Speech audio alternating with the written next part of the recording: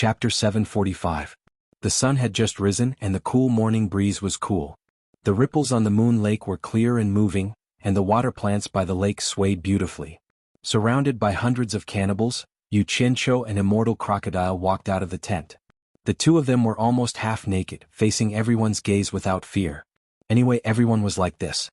Birds of a feather flocked together. There was nothing strange about it. However, the two of them stood in stark contrast. Compared to Immortal Crocodile, who was almost 2 meters tall, Wuxia looked a little weak. Fortunately, he had been practicing the animal show for a long time, so his tight muscles did not make him look weak. Wuxia, who was wearing beast-skin boots and a leather skirt, walked in front of the majestic horse with large strides. He flipped his braids in an incomparably coquettish manner and directly jumped on the horse. Garland, who was leading the horse for him, looked resentful and reluctantly handed the reins to him. Wuxia quickly pretended not to see it and turned his head. The 6 of them all got on the horse. The 3 warriors were Wuxia, Immortal Crocodile, and Boli. The other 3 were to help them. The moment the 6 of them got on their horses, the crowd of clansmen parted to make a path for them. They danced wildly on both sides. More than 20 animal skin drums were arranged in 2 rows. Intense ping-pang sounds rang out as they sent the warriors off. Boli led the way, pulling the reins and galloping away. Wuxia followed closely behind, followed by Immortal Crocodile and the remaining 3 tribesmen. The 6 of them rushed into the winding path in the distant forest, disappearing from the anticipating eyes of the tribesmen. The winding path in the dense forest was winding, and if one's horsemanship was not good, it was easy to crash into trees or run into bushes. Fortunately, the 6 of them were good horsemanship, and the branches and leaves on both sides quickly flashed past their ears. Wuxia, who was following behind Boli, suddenly heard Immortal Crocodile's voice behind him. That woman's eyes were very clingy. She took off all her clothes and touched you a few times at night. I can't believe you could resist it. He was naturally referring to Garland. Old monster, you actually peeped on me while I was sleeping? Wuxia replied angrily. What are you shouting for? Do you think I don't know that you're spying on me? Immortal Lord Crocodile sneered. Wuxia was speechless. It wasn't that he was a peeping Tom, but Immortal Lord Crocodile's actions shocked him. She had thought that he would be reserved, but who would have thought that this old monster would actually have a taste of meat in the cannibal tribe? He seemed to not reject anyone, and every night he would have sex with several women. How heroic. Wuxia was curious and could not help but use his spiritual sense to check every night. But then again, with the other party's cultivation, it wouldn't be difficult for him to discover that he was peeping. It was just that he didn't expect the old monster to be so vigilant even when doing things. It was really surprising. The horses galloped through the forest, and the sound of hooves rang out incessantly. However, the 2 of them were silent. Let's not talk about each other. Neither of us was a good person. But after a while, Immortal Lord Crocodile transmitted his voice again. Wuxia, if you can't help me recover my cultivation in 500 years, don't blame me for being impolite. You've said it 100 times. Do I look like a liar to you?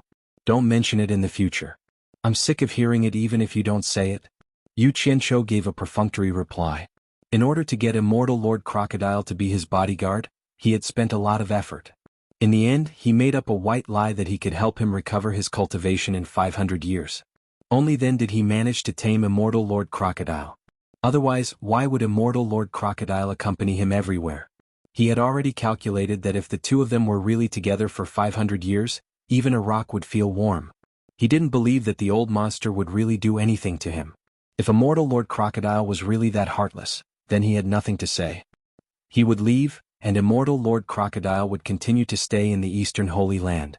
They would pretend that they had never met. If his cultivation was higher than Immortal Lord Crocodile's in 500 years. Of course, Wuxia was just imagining it. He didn't think that his cultivation would surpass Immortal Lord Crocodile's in 500 years. In fact, Immortal Lord Crocodile wasn't that gullible. However, the master-disciple pair's methods were really unimaginable and too magical. Although he didn't believe that he could recover his cultivation in 500 years, he still had some hope in his heart. What if he really succeeded? It was better than spending tens of thousands of years to cultivate again, right? Moreover, 500 years was really nothing compared to his long lifespan.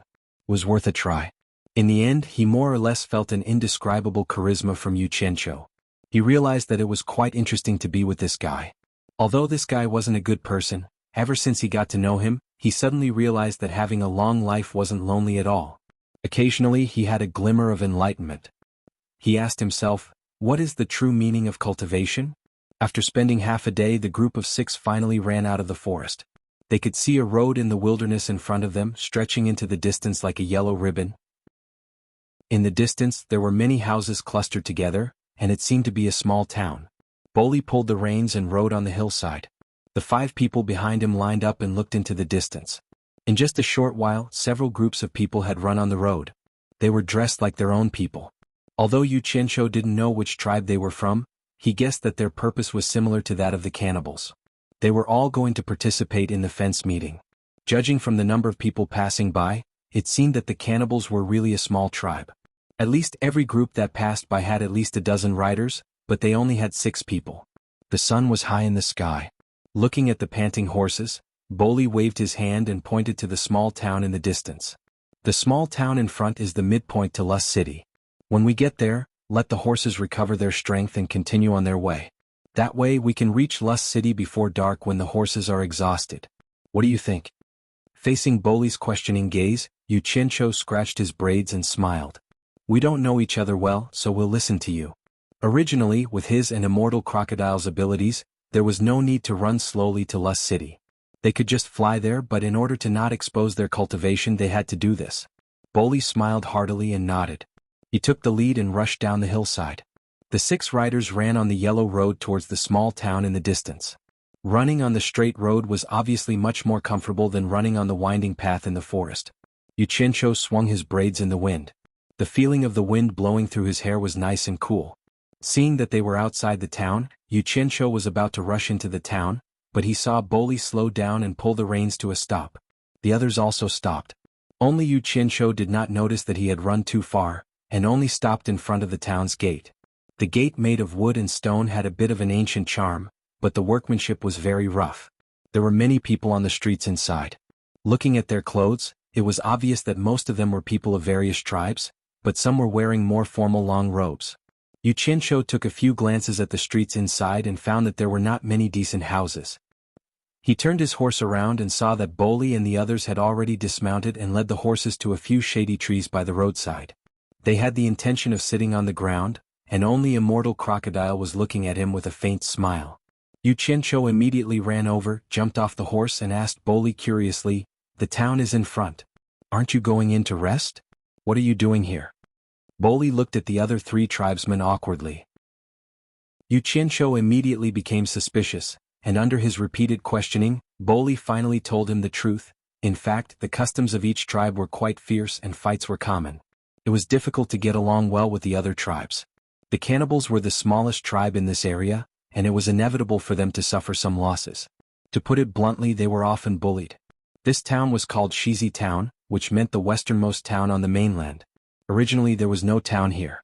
This town was built by some of the larger tribes because the nearby tribes envied the life of the people in the city. They began to learn from the people in the city to do business. The mayor was the chief of the largest tribe in the area, the Shizi tribe. Although the cannibals were small, they were a place where warriors came from. Often, there would be people who could participate in the fence contest and win generous rewards. This made the nearby tribes jealous and hateful because there were many tribes participating in the fence contest, but there were only 100 winners. Therefore, every time the cannibals settled in the town to rest, there would always be people from other tribes who would come to provoke them, taking the opportunity to injure or disable the cannibal warriors, so that they could not participate in the contest. This method seemed very reckless, but it was an effective way to reduce the number of strong competitors. And no matter how brave the cannibal warriors were, they could not resist the large number of people. In the end, they could only compromise and rest here, not daring to enter the town. In fact, although this kind of thing sounded annoying, it was not a big deal between the tribes. Bullying the weak was completely the nature of these almost primitive tribes. But after hearing this, Yu Qianshou rolled his eyes and despised Bolly infinitely. No wonder your woman was so anxious to sleep with me. After thinking about it, Yu Qianshou also felt that he should not cause trouble here. It was not that he was afraid of the nearby tribes, but he was worried that it would attract the attention of the immortals. So he led the horse and was about to tie it up. Unexpectedly, a gust of wind blew and a lot of things fell from the swaying branches. Yu Qianshou felt something crawling on his head. He grabbed it and a big green furry worm wriggled in his hand. Yuchencho was originally prepared to just bear with it and let it go. He didn't want to cause any trouble, but in the end, this disgusting caterpillar caused his stomach to be filled with rage. Squeak. The caterpillar was pinched so hard that green juice shot out, and it lost its life on the spot. He threw it away and jumped directly on the horse's back. He said to Bolly in a deep voice, "Damn it! Kind people get bullied, and hiding under a tree still gets bullied by caterpillars. There is no way to live like this. All of you get on the horse and go to the town to rest."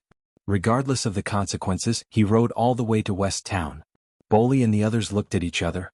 Immortal Crocodile had already gotten on the horse with a smile, and they had no choice but to follow. On the other side, Yuchencho directly charged into the town on his horse.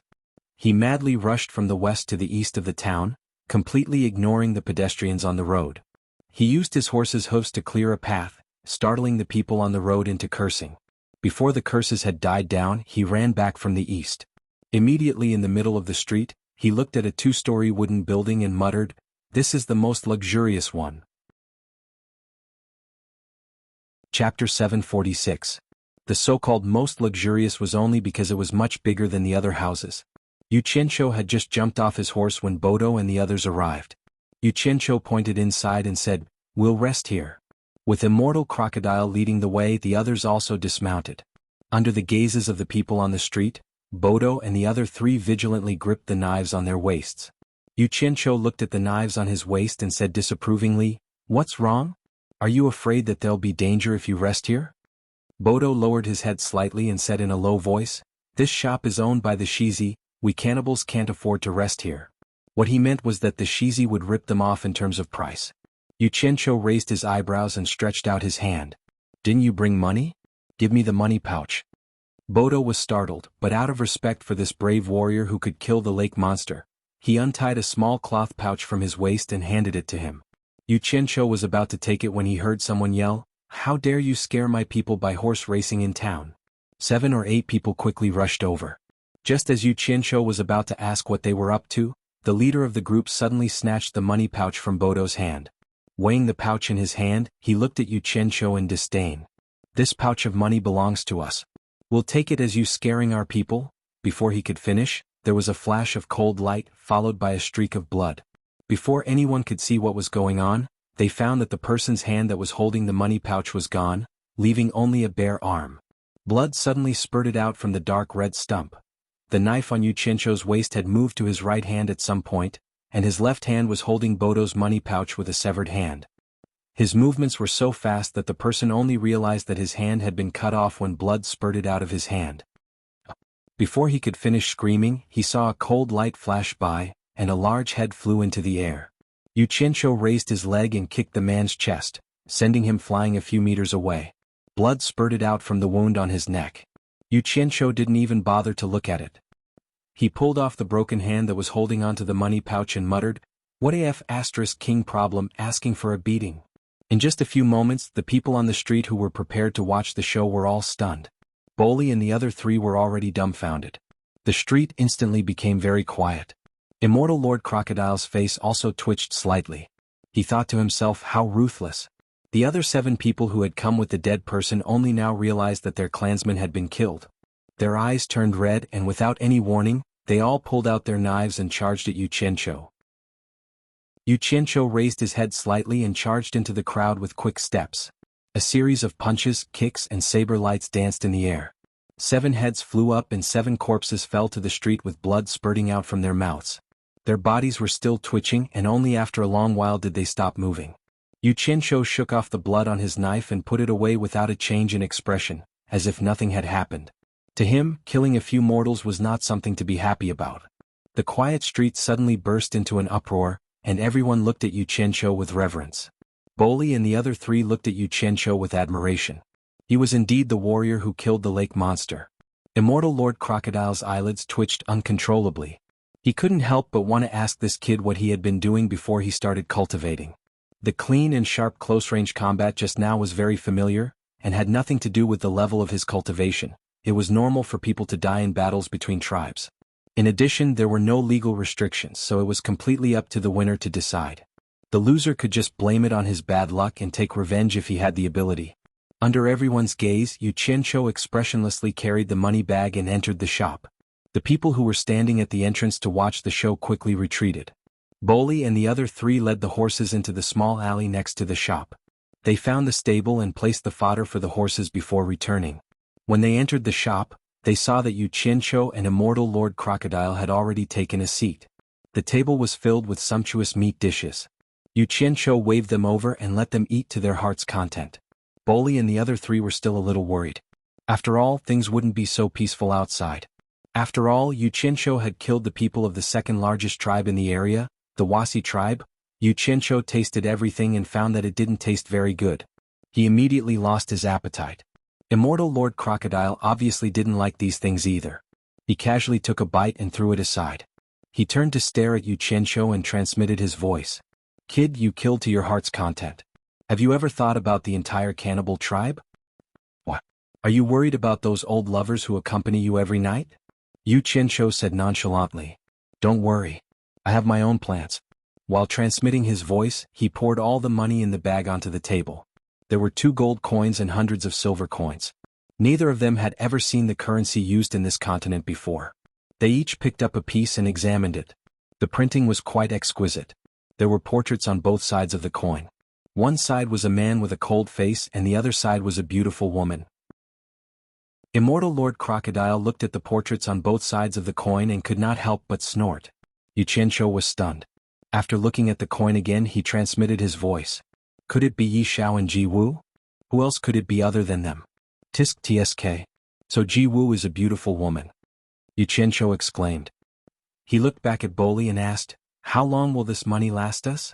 Boli put down the deer steak in his hand and said embarrassedly, "1 gold coin can be exchanged for 100 silver coins. There are about 300 silver coins here. If we use them sparingly, we should be able to use them until the end of the preliminary round. This is all the money left in the clan." Yu Qianqiu nodded slightly. It seemed that the cannibals were not very well off. But it did not matter, he had money. With that thought in mind, he reached out and lifted the first skirt around his waist.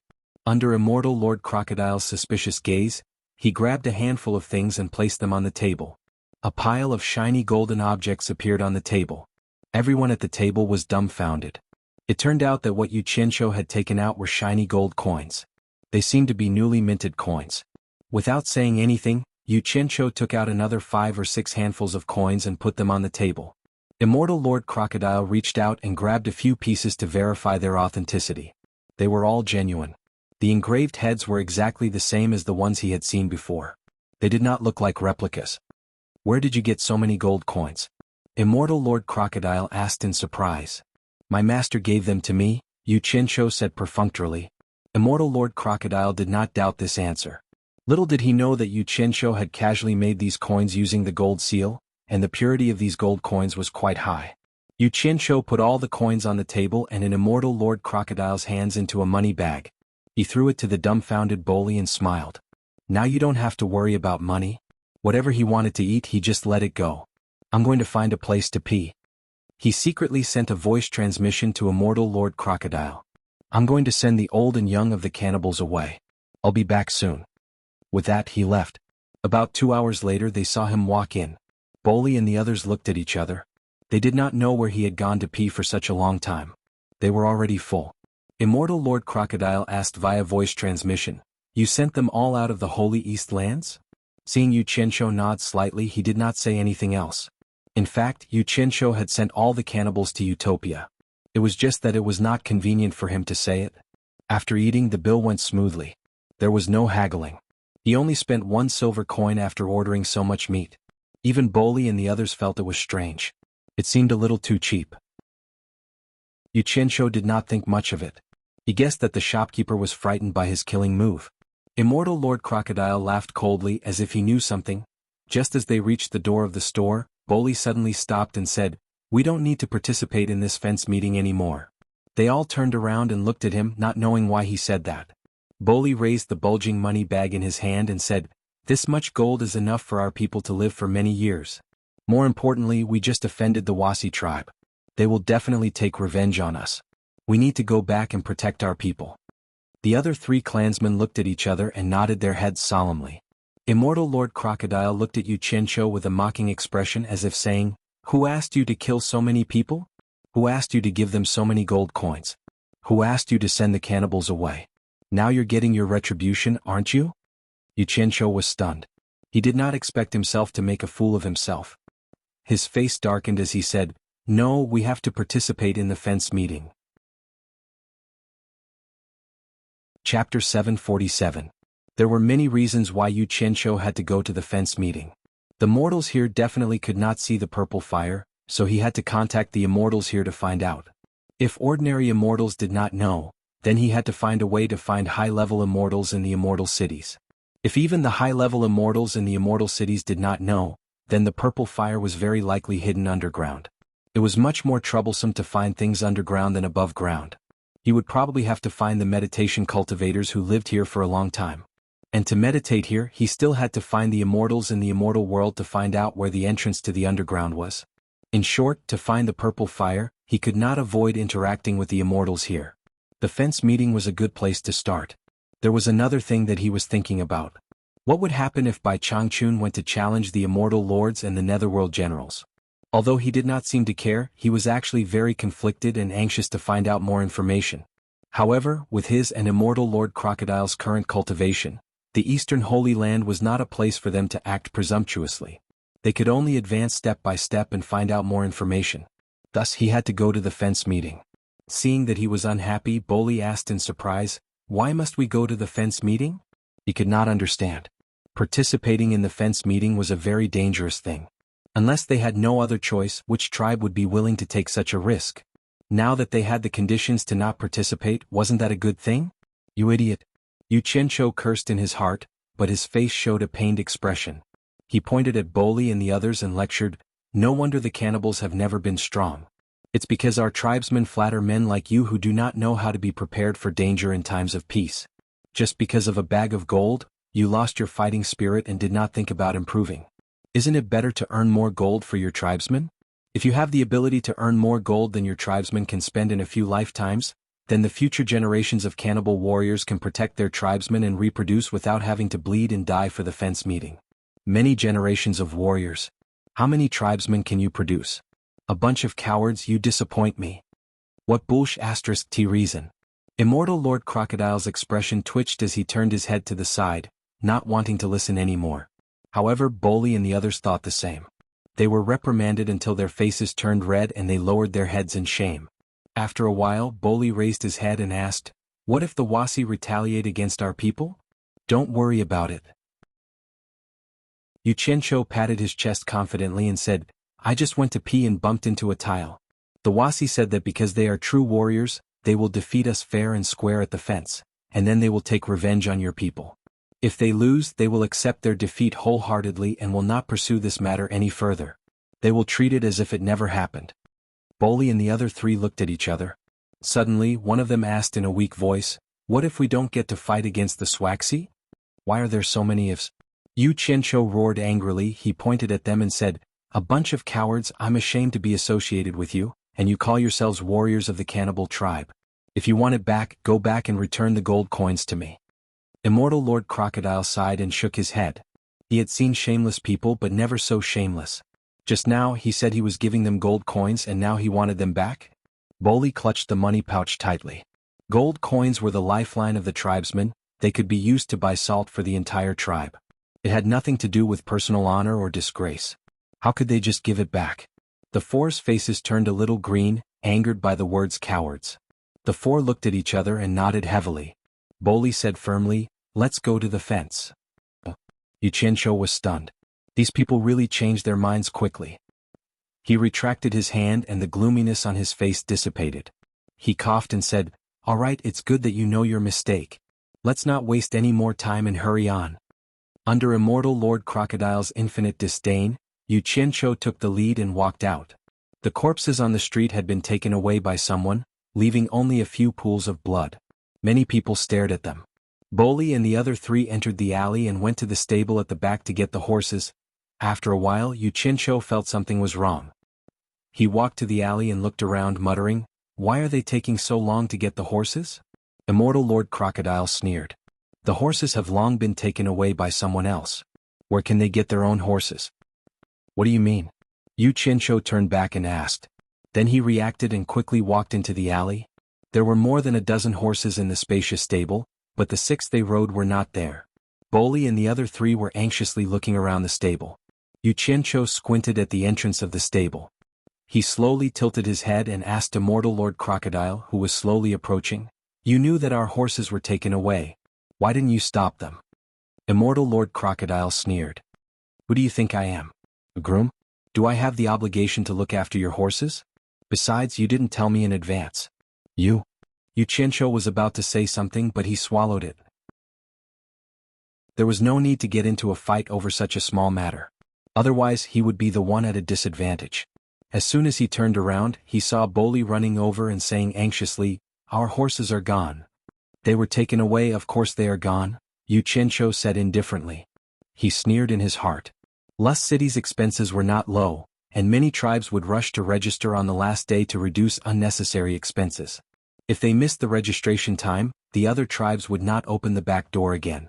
The person who stole the horses had obviously seen this and wanted to break the cannibals' leg strength so that they would miss the opportunity to compete. Perhaps the other party saw that they were skilled, so they did not do it openly but secretly. No wonder they paid the bill so cheaply. If this was not trying to hide something, what was it? Ah!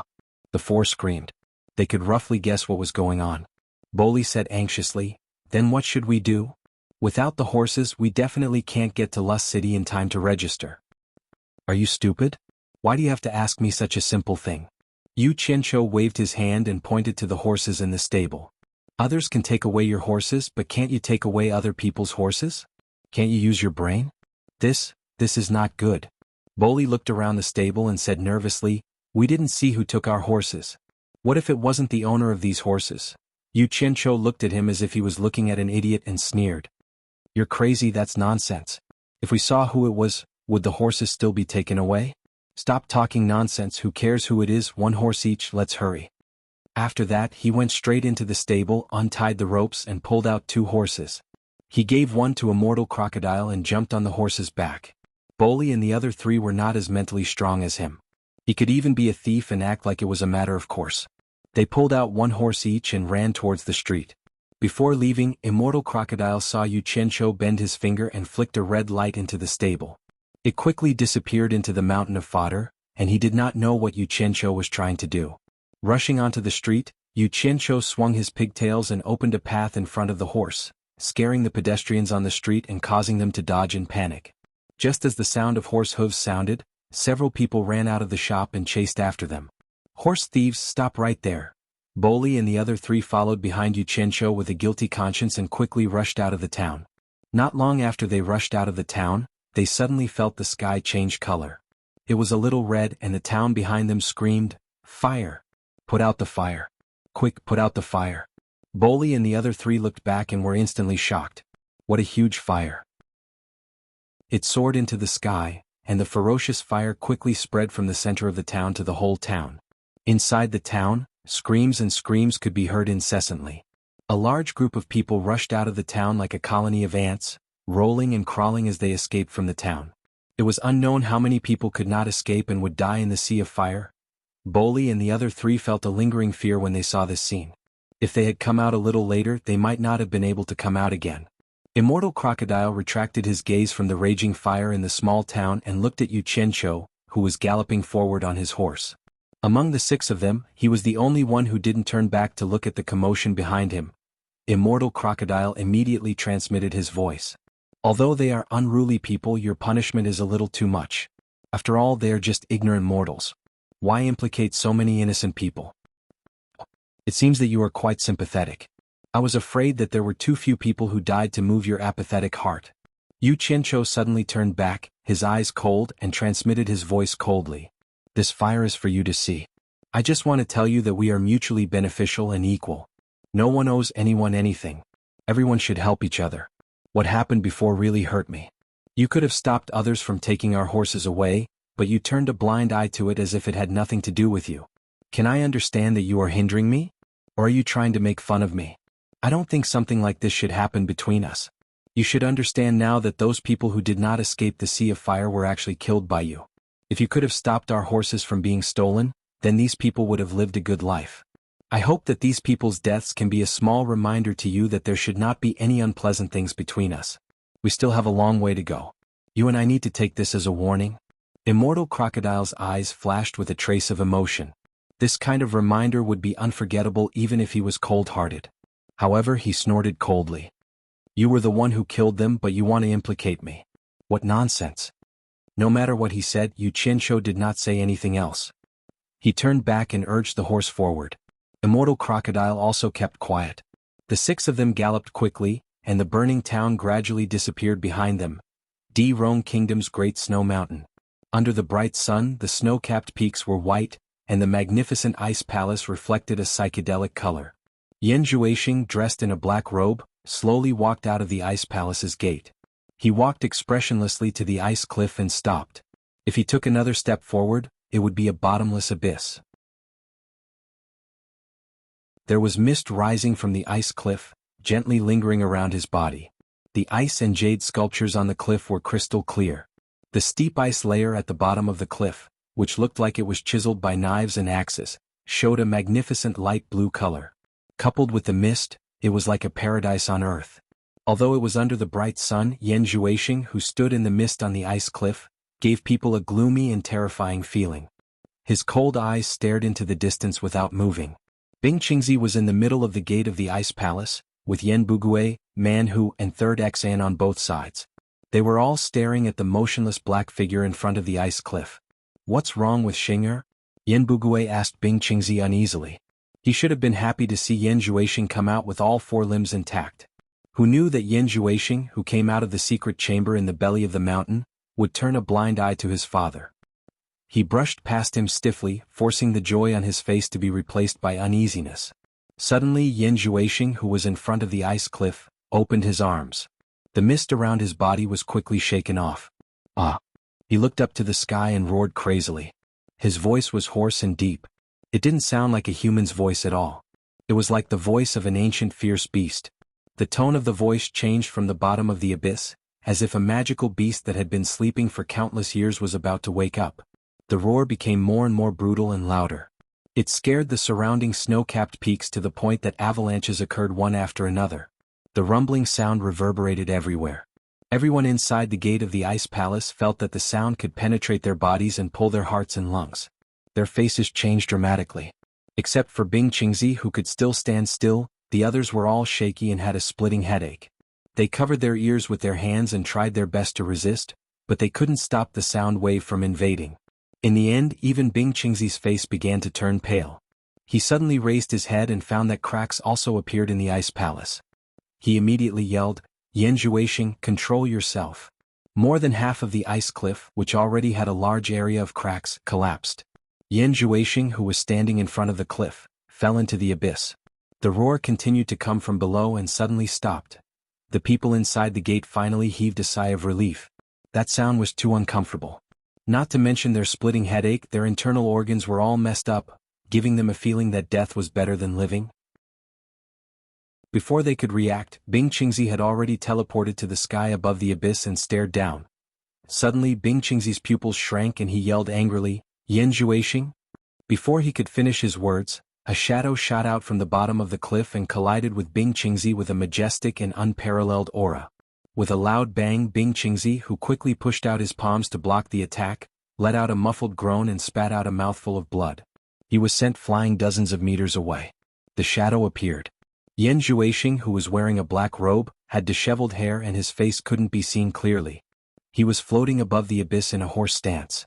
His movements were like a bow shooting a huge eagle. His whole body was surrounded by black murderous aura. One of his raised fists was shrouded in black light. Under his disheveled hair, a deep voice came out slowly, "Devil Fist." Chapter 748. It was quiet inside and outside the ice palace. Everyone in the ice palace who had yet to recover from the heart-wrenching roar were all dumbfounded. They couldn't believe the scene in front of them. Yan Zhuixing actually attacked his master, Bing Qingzi. The scariest thing was that he actually injured Bing Qingzi with just one punch. Everyone clearly saw the scene of Bing Qingzi vomiting blood. Bing Qingzi had the cultivation of late divine transformation realm. How many people in the world could injure him? Man Hu and his brothers quickly flew to the sky and anxiously checked on their master's injury. Yan Bugui and Third Xang quickly flew to the side of Yan Juexing, whose hair was disheveled. Yan Bugui looked at Bing Qingzi, who was squinting his eyes, and anxiously scolded Yan Juexing, "Xing-er, are you crazy? How dare you attack your master?" The black light circulating on Yan Juexing's fist disappeared, and the black aura surrounding his body also retracted back into his body. He put down his fist that was raised to the sky and slowly raised his head. His long black hair flowed like silk and gently rested on his shoulders. The hairband that bound his hair was no longer there. Half of his face was covered by his long hair, while the other half of his face was staring at Yan Bugui emotionlessly with his cold eyes. Yan Bugui was startled by his son's stare. His heart trembled and he was instantly speechless. "Master, are you okay?" Man Hu and his brothers asked anxiously. Bing Qingzi raised his hand and wiped the corner of his mouth. A smear of bright red was smeared on his palm. He looked down with a complicated expression and slowly shook his head. "Don't worry, I'm fine." Yan Juexing's sudden attack didn't really injure him, but the power of that punch really shocked him. Logically speaking, he should have been able to block Yan Juexing's punch with his cultivation. However, the explosive power contained in Yan Juexing's punch was frighteningly powerful. It gave people the illusion that no matter how high their cultivation was, they would not be able to withstand it. It directly blasted through the defense that he had put up to defend and injured him. The Zhen Yuan in Bing Qingzi's body was still faintly dispersing. It was not that Yan Juexing's cultivation was higher than his. In fact, there was still a long way to go. However, the power in this punch was quite strange and overbearing. The powerful penetrating power and explosive power perfectly combined together. It was very frightening. It could not be judged by the level of cultivation. Yan Juexing raised his head and looked at the sky. With a swoosh, he appeared in front of Bing Qingzi with a teleportation. The lower half of his face was abnormally cold, especially his eyes, which were devoid of any emotion. Man Hu furiously pointed at Yan Juexing and shouted, "Yan Juexing, you ungrateful bastard, you actually dared to attack Master. If it wasn't for Master, how could you be where you are today? If not for Master, you would have lost your life in Spirit Fang Valley." Bing Qingzi raised his hand slightly and stopped him from continuing. He stared at Yan Juexing and asked, "What happened just now?" To be honest, he was not happy that Yan Juexing attacked him. It was just that he was more composed than his disciple. A bitter smile appeared on the lower half of his face under his long hair. He cupped his hands at them and said, "Master, senior brothers, please forgive me. I don't know what happened just now. I couldn't control myself and attacked Master recklessly." The master and disciples looked at each other speechlessly. The angry expression on their faces gradually eased. They all suspected that there was something wrong with this demonic art. Bing Qingzi stared at Yan Juexing and said with an abnormally heavy expression, "Isn't it a little too fast to break through to early spirit severing realm in such a short time? Why do I feel that it's a little abnormal? Did you notice anything unusual?" Man Hu and the others were shocked. They quickly looked at Yan Juexing and realized that they could no longer see through his cultivation. The senior and junior brothers looked at each other in shock. It was too unbelievable that he could break through to early spirit severing realm in such a short time. Yan Juexing muttered slowly, "It's too fast. I don't know what's going on either. According to the demonic book, it would take at least 10 years to reach my current cultivation. It's impossible to be so fast. However, when I was cultivating, I seemed to feel a magical power in my body. Once I started cultivating demonic arts, that magical power guided me to break through the shackles and solved all the doubts I had when I was cultivating. It made my cultivation advance by leaps and bounds. It's like 1,000 miles in a day. It's so fast that I can't even believe it myself." Not to mention Man Hu and the others, even Bing Qingzi felt as if he had heard a fantasy. He looked at Yan Juexing with an indescribable expression. Bing Qingzi sighed slightly and said, "I can't give you any advice on this. You can only rely on yourself to figure it out slowly. If you discover that something is amiss, it is better to stop first and think about it clearly before continuing to cultivate. Do not be impatient for quick results. Logically speaking, I should be happy that your cultivation is progressing at a godly speed, but I keep feeling that something is wrong. It is simply too fast. You should be more careful." Yan Juexing bowed slightly as if he was obeying orders. He said, "It's because I found something wrong that I stopped cultivating secretly. I'm going to think carefully about where the problem is. Just now, I rashly attacked Master because of this magical power. I couldn't help it at that moment. Please forgive me, Master." "Since you couldn't help it, don't mention it again. Bing Qingzi's eyes flickered. He said, "The power of that punch just now is indeed extraordinary. With your early spirit-severing realm cultivation, you can actually break through my defense. It seems that you have mastered the demonic fist that matches spirit-severing realm. I'm looking forward to the power of your great demonic fist." Yes. Yan Zhuixing put on an obedient look. In fact, when he attacked Bing Qingzi just now, it wasn't because he couldn't help it. It was because of the rapid growth of his cultivation. He was overconfident and wanted to find someone to test the power of his demonic fist. When he fell off the ice cliff, he suddenly saw Bing Qingzi appear in the sky. He suddenly had an idea. He couldn't test the power of the demonic fist if his cultivation was too low. Bing Qingzi's cultivation was perfect for him to test. However, he was also worried that the demonic fist would be too overbearing and seriously injure Bing Qingzi as described in the demonic book. After all, he still had to rely on Bing Qingzi's power in the future. He couldn't be reckless. Therefore, he only used 60% of his strength. As a result, Bing Qingzi was still slightly injured. At this moment he was inexplicably surprised. However, he didn't show it on his face. Instead, he said that he couldn't help it. Bing Qingzi heaved a sigh of relief and turned to Man Hu. "How's the situation in the cultivation world recently?" he asked. "What's the situation in the cultivation world?" Recently, he had been guarding Yan Zhuixing and knew little about the situation in the cultivation world. Therefore he asked this question. Man Hu immediately bowed and reported, "After the countries joined hands and suffered losses in the cultivation world of Wuxia, they have temporarily stopped fighting. They are discussing with each other about the next attack. Generally speaking, the cultivation world is still peaceful. However, there are some movements in the secular world.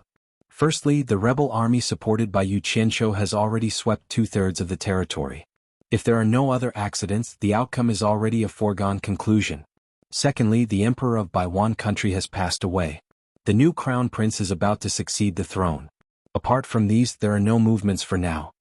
Bing Qingzi nodded slightly without saying anything. Yan Zhuixing, who had been listening attentively, asked indifferently with killing intent flashing in his eyes, "Eldest senior brother, is there any news about Yu Qianqiu in the cultivation world recently?" Everyone knew the resentment between him and Yu Qianqiu. It could be said that the hatred between them was getting deeper and deeper. It had reached the point where one of them would not stop until one of them died. However, that Yu Qianqiu could be considered to be worthy of admiration. Yan Zhuixing's devil arts were strange and overbearing, yet he had suffered a loss at Yu Qianqiu's hands time and time again. The last time, Yu Qianqiu had even almost lost his life. Man Hu took a deep look at him and said after a pause, "Our ice palace has been paying attention to the news of Yu Qianqiu. However, that guy seems to have disappeared. Not to mention the countries, even the cultivation world of Wuxia doesn't have any news about him. We don't know where he has gone." Yu Qianqiu. Yan Zhuixing slowly raised his broken and regenerated arm. He clenched his fists so hard that cracking sounds could be heard. He gritted his teeth and said, "I'm destined to compete with you in this life. Either you die or I live. You can't hide even if you want to." Then he suddenly turned around and cupped his hands at Bing Qingzi. "I want to go out and find Yu Qianqiu for revenge." Bing Qingzi frowned and said in a low voice, "Don't be reckless.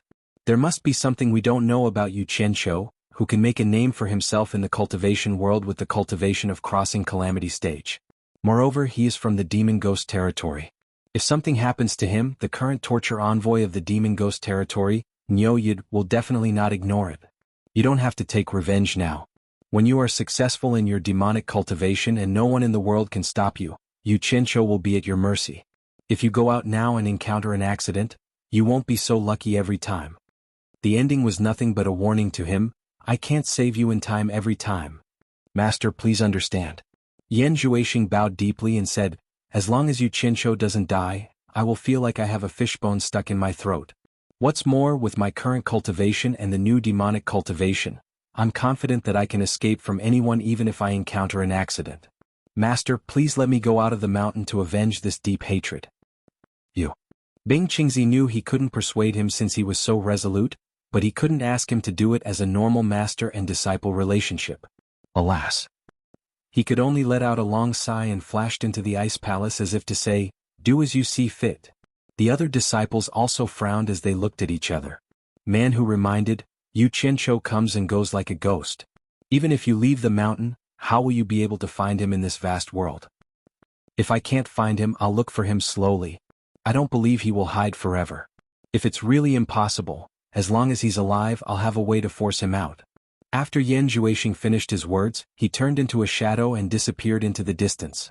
The 6 riders galloped in a straight line on the vast lush plain. Green plants were rarely seen in the surroundings. Occasionally they could see clusters of drought-resistant short thorns. 6 surging trails of yellow dust followed behind the galloping horse hooves. Yu Qianqiu swung his braids around in a flashy manner as he looked around. He clicked his tongue in admiration. Such a flat and vast yellow plain was truly rare. Under the setting sun, the lush plain was filled with a refreshing color. Between the heaven and the earth, there was a warm orange color. The rolling yellow dust could also be seen in the distance. The sound of horse hooves could be heard. Obviously it was a passerby who had the same goal as them. Along the way they galloped without any scruples. Soon a green dot appeared in the distance. As the green dot gradually expanded in their sight, the magnificent city hidden behind the green forest appeared. After passing through the forest, there were farmlands on both sides of the road. There were thriving crops, and there was a small river that was 2 to 3 meters wide. Many people were busy working on it. Warriors from many tribes gathered on this road. They slowed down and came to the ancient lush wall that was more than 10 meters tall. A group of people surrounded the city gate. They were all warriors from various tribes who came to register. After going through the normal procedures, they would be let in by the city guards. As they approached the city gate, Boli and the other 3 tribesmen immediately looked around. Yu Qianqiu knew what they were looking for. They were looking for the tribesmen who lived in the city. They were the warriors who had participated in the fence meet. They had obtained the right to live in the city. Without the help of the tribesmen who lived in the city, it was impossible to register for the competition. The main purpose was to prevent people from disrupting the order in the city. This rule was very cruel. If Yu Qianqiu and the others were brought in by the cannibals who lived in the city, once Yu Qianqiu and the others caused trouble, the entire cannibal tribe would be implicated. It was said that the punishment was very severe. Therefore, under normal circumstances for the safety of the tribesmen, no tribesman would easily bring outsiders into the city. This also prevented people from sneaking into the city to cause trouble. It was because of this reason that Yu Qianqiu decided to get close to the cannibals. Otherwise he wouldn't have the patience to waste time with the cannibals. He would have disguised himself as a tribesman and entered the city long ago. Suddenly someone jumped up and waved at the noisy city gate. Boli, Boli. Yu Qianqiu glanced over and saw a tall man wearing simple and crude clothes squeezing through the crowd. Boli and the other tribesmen shouted in surprise, "Guan!" They jumped down from their horses and hugged each other, patting each other's shoulders. They seemed very happy. Yu Qianqiu did not want to be outdone. He jumped down from his horse and opened his arms, pretending to hug them passionately. He smiled and patted their shoulders. He also winked at Immortal Lord Crocodile, who was still on his horse. It seemed to be saying, "Don't sit there alone, okay? It will make others suspicious." Immortal Lord Crocodile's face twitched, but he still forced a smile. He jumped down from his horse and pretended to be happy to see his tribesmen, just like Yu Qianqiu. Secretly, he gritted his teeth and sent a voice transmission. "You brat, aren't you tired of doing such things all day long? Diske. Don't be surprised." Yu Qianqiu replied angrily, "If you don't do such things, it will attract the attention of the celestial masters in the city, and they will chase us everywhere. That will be really tiring." His words were crude, but he was right. Immortal Lord Crocodile was tongue-tied and speechless. He finally understood that what this guy said was the truth. It would be better for him to look for less stimulation in the future.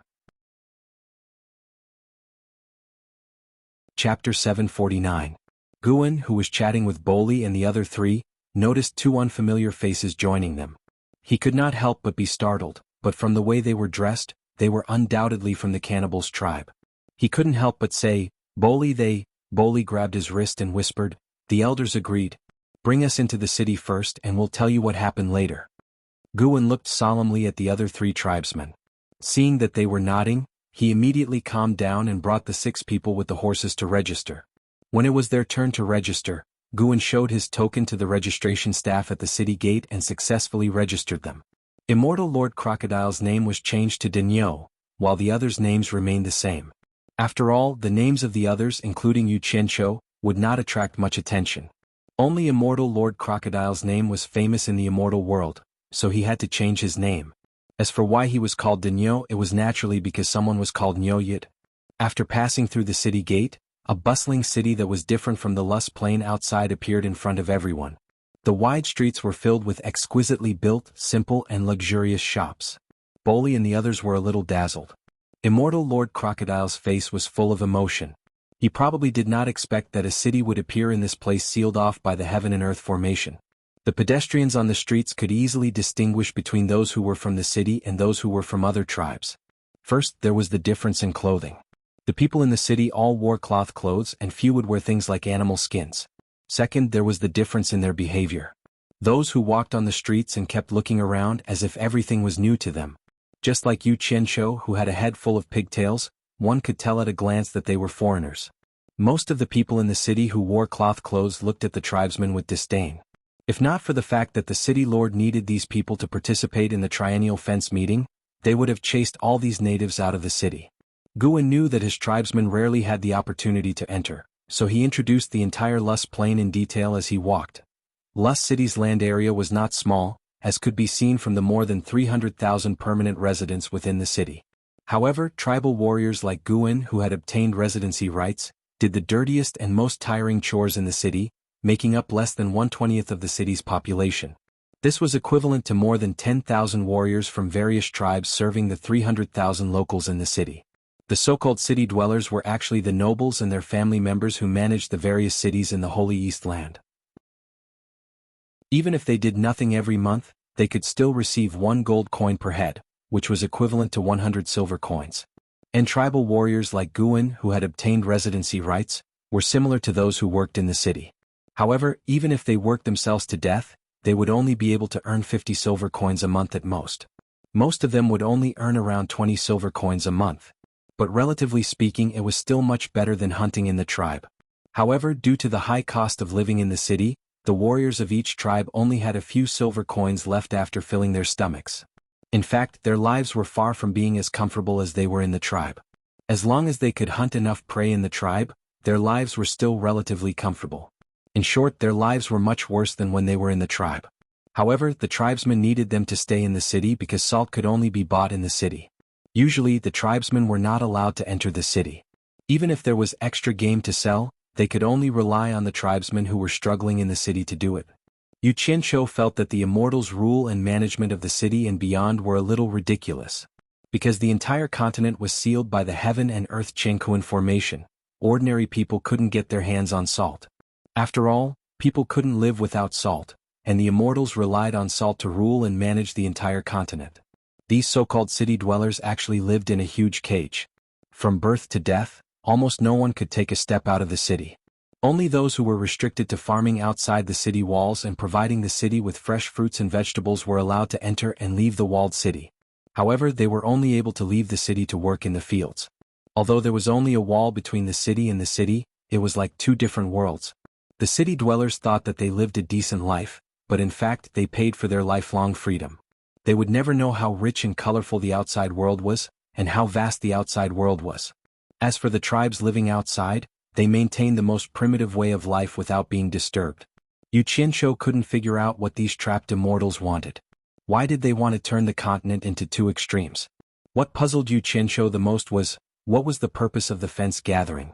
What were the 100 warriors who won every competition doing in the immortal city? The group was chatting as they walked. Suddenly 2 boys crossed the street. When one of them saw Yu Qianshou, he tugged on the other boy's sleeve and gestured for him to look at Yu Qianshou. The 2 boys were about 7 or 8 years old. They looked at Yu Qianshou as if they were looking at a monster, and they couldn't help but laugh out loud. The group stopped in their tracks. They didn't know what the 2 children were laughing about. Yu Qianshou was even more confused. Could it be that his temperament was so extraordinary that even the children could tell that he was a fake native? The children's eyes were pure and they could tell people apart. Yu Qianshou looked around proudly, showing off his extraordinary temperament. Unexpectedly, the 2 children looked at each other and smiled wickedly. They spat a few times and only stopped when the saliva in their mouths was dry. Immortal Crocodile raised half of his eyebrows. The expressions on his face were very colorful. He seemed very happy to see Yu Qianshou being treated like this. Bolly and the others looked at each other, a little confused. Guan's expression didn't look good. Yu Qianshou wasn't wearing any clothes. Looking at the spit on his body, he was a little confused. He didn't know what this meant. He comforted himself. Perhaps this was similar to the water splashing festival in Yunnan. It was a kind of etiquette. It meant that I was very popular with children. I'll endure it. If I really can't endure it, I'll just spit on them. However, illusions were always easily shattered. The ridicule of the passers-by made Yu Qianshou feel that something was wrong. Yu Qianshou pulled a long face and asked, "Little brat, why did you spit on me?" One of the children put his hands on his waist and pointed at Yu Qianshou. He said disdainfully, "You're so small, and yet you came to participate in the fence meeting. Aren't you afraid of embarrassing yourself? Damn native, scram back to where you came from." Am I small? Yu Qianshou asked himself. His height was not bad. But when he looked back at Boli and the others, he immediately understood. His height was not bad outside, but compared to the warriors of various tribes who were more than 2 meters tall, he was indeed thin and short. Son of AB***, you think that I'm easy to bully because I'm small. How dare you spit on me? Yu Qianshou's face completely darkened. Who knew that he wasn't the only one being bullied by these two children? The other child ran in front of Guan and pointed at his braided hair. He said, "You're obviously a poor and dirty native, but you still want to learn to wear our clothes. Scram out of Lust City. Tui tui." He started to spit on Guan again. Obviously, the miserable Guan was despised by the little boy because he wore cloth clothes and had braided hair. But even so, Guan's face was livid. He didn't dare to flare up because he couldn't afford to offend the natives in the city. When the child facing Yu Qianshou saw that his companion was spitting to his heart's content, he immediately wanted to compete with him. He started to spit again at Yu Qianshou. *CK. Yu Qianshou looked around and his gaze paused on a small alley on the side of the road. Not only was he not angry, but a warm smile appeared on his face. Facing the spitting saliva, he stretched out his hand and showed the thing in his hand. He smiled amiably and said, "Little friend, do you want it?" That child was stunned for a moment and revealed a stunned look. He wiped the saliva from the corner of his mouth and stopped spitting. He even called his companion over. Yu Qianshou then showed the other child what he was holding in his hand, only to see a handful of gold coins appear in his hand out of nowhere. "Little friend, do you want it?" Yu Qianshou once again guided them patiently. One of the children was very shrewish. He put his hands on his waist and said, "Damn native, how do you have so much money? Where did you steal it from? Quickly give it to me or else I'll report it to the authorities." "Shh." Yu Qianshou raised his index finger and gestured for them to be quiet. He pointed to a small alley on the side of the road and said softly, "Let's go there to talk. I have a small question to ask you. As long as you answer me, I'll give you these gold coins. How about that?" The two children looked at each other slyly and immediately nodded. "Let's go." They ran into the alley first and even waved at Yu Qianshou, signaling him to come quickly. Yu Qianshou nodded with a smile and walked in. Boli and the others looked at each other. They didn't know what Yu Qianshou wanted to do because they didn't see clearly what Yu Qianshou was holding in his hand. But from what the child said, it seemed to be money? Immortal Crocodile's eyelids twitched. He saw clearly that Yu Qianshou was holding a handful of gold coins in his hand. Based on his understanding of Yu Qianshou, he didn't think that Yu Qianshou would be so friendly as to give gold coins for free. Could it be that this guy would even kill children? After one adult and two children entered the alley, the younger one immediately said, "Ask quickly if you have any questions." Yu Qianshou looked back at the occasional pedestrians on the street behind him and pointed inside. "Go a little further in.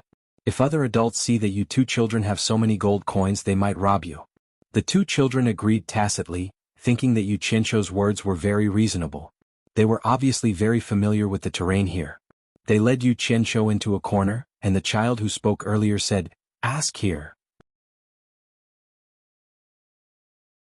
Chapter 750. Yu Qianshou looked around and found that it was a dead end with no one around. He raised his eyebrows and rubbed his chin.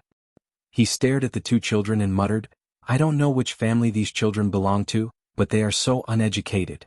Since your parents treat you like treasures and don't want to educate you properly, then you should be prepared to make others unhappy and teach you a lesson. I won't stand on ceremony. I hope I can teach you a lesson in one go."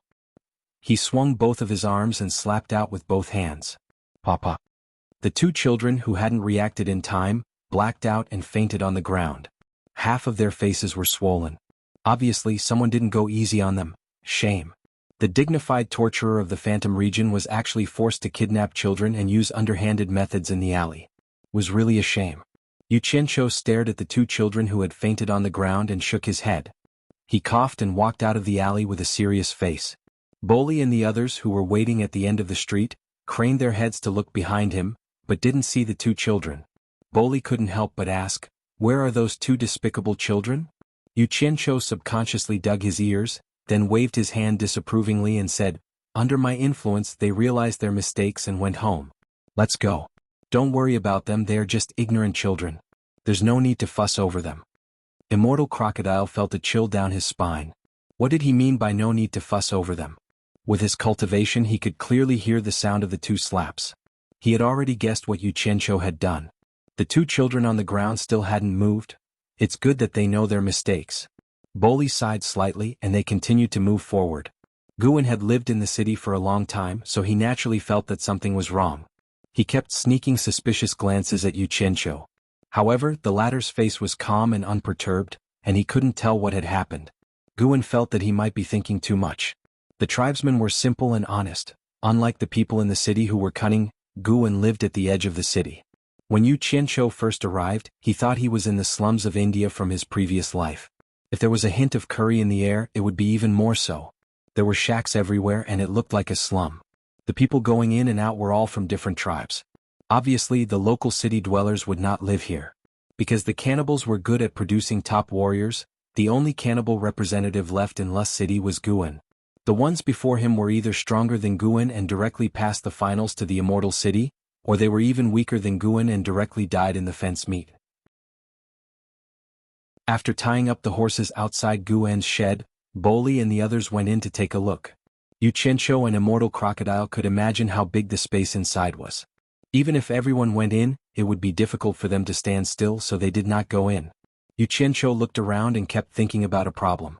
Where would everyone stay after coming here? Would everyone have to build a shed to live in during the fence rally? The answer was yes, because the people of the other tribes were building shacks. When Bolly and the others came out, their faces were not very good. From the shabby conditions in the shacks, they could see how difficult Guan's life here was. They looked at Guan with admiration. It was precisely because of the sacrifices of generations of warriors here that the tribesmen could live a carefree life. As soon as they came out, they immediately untied the dried meat from the horses' backs and moved it into the shacks.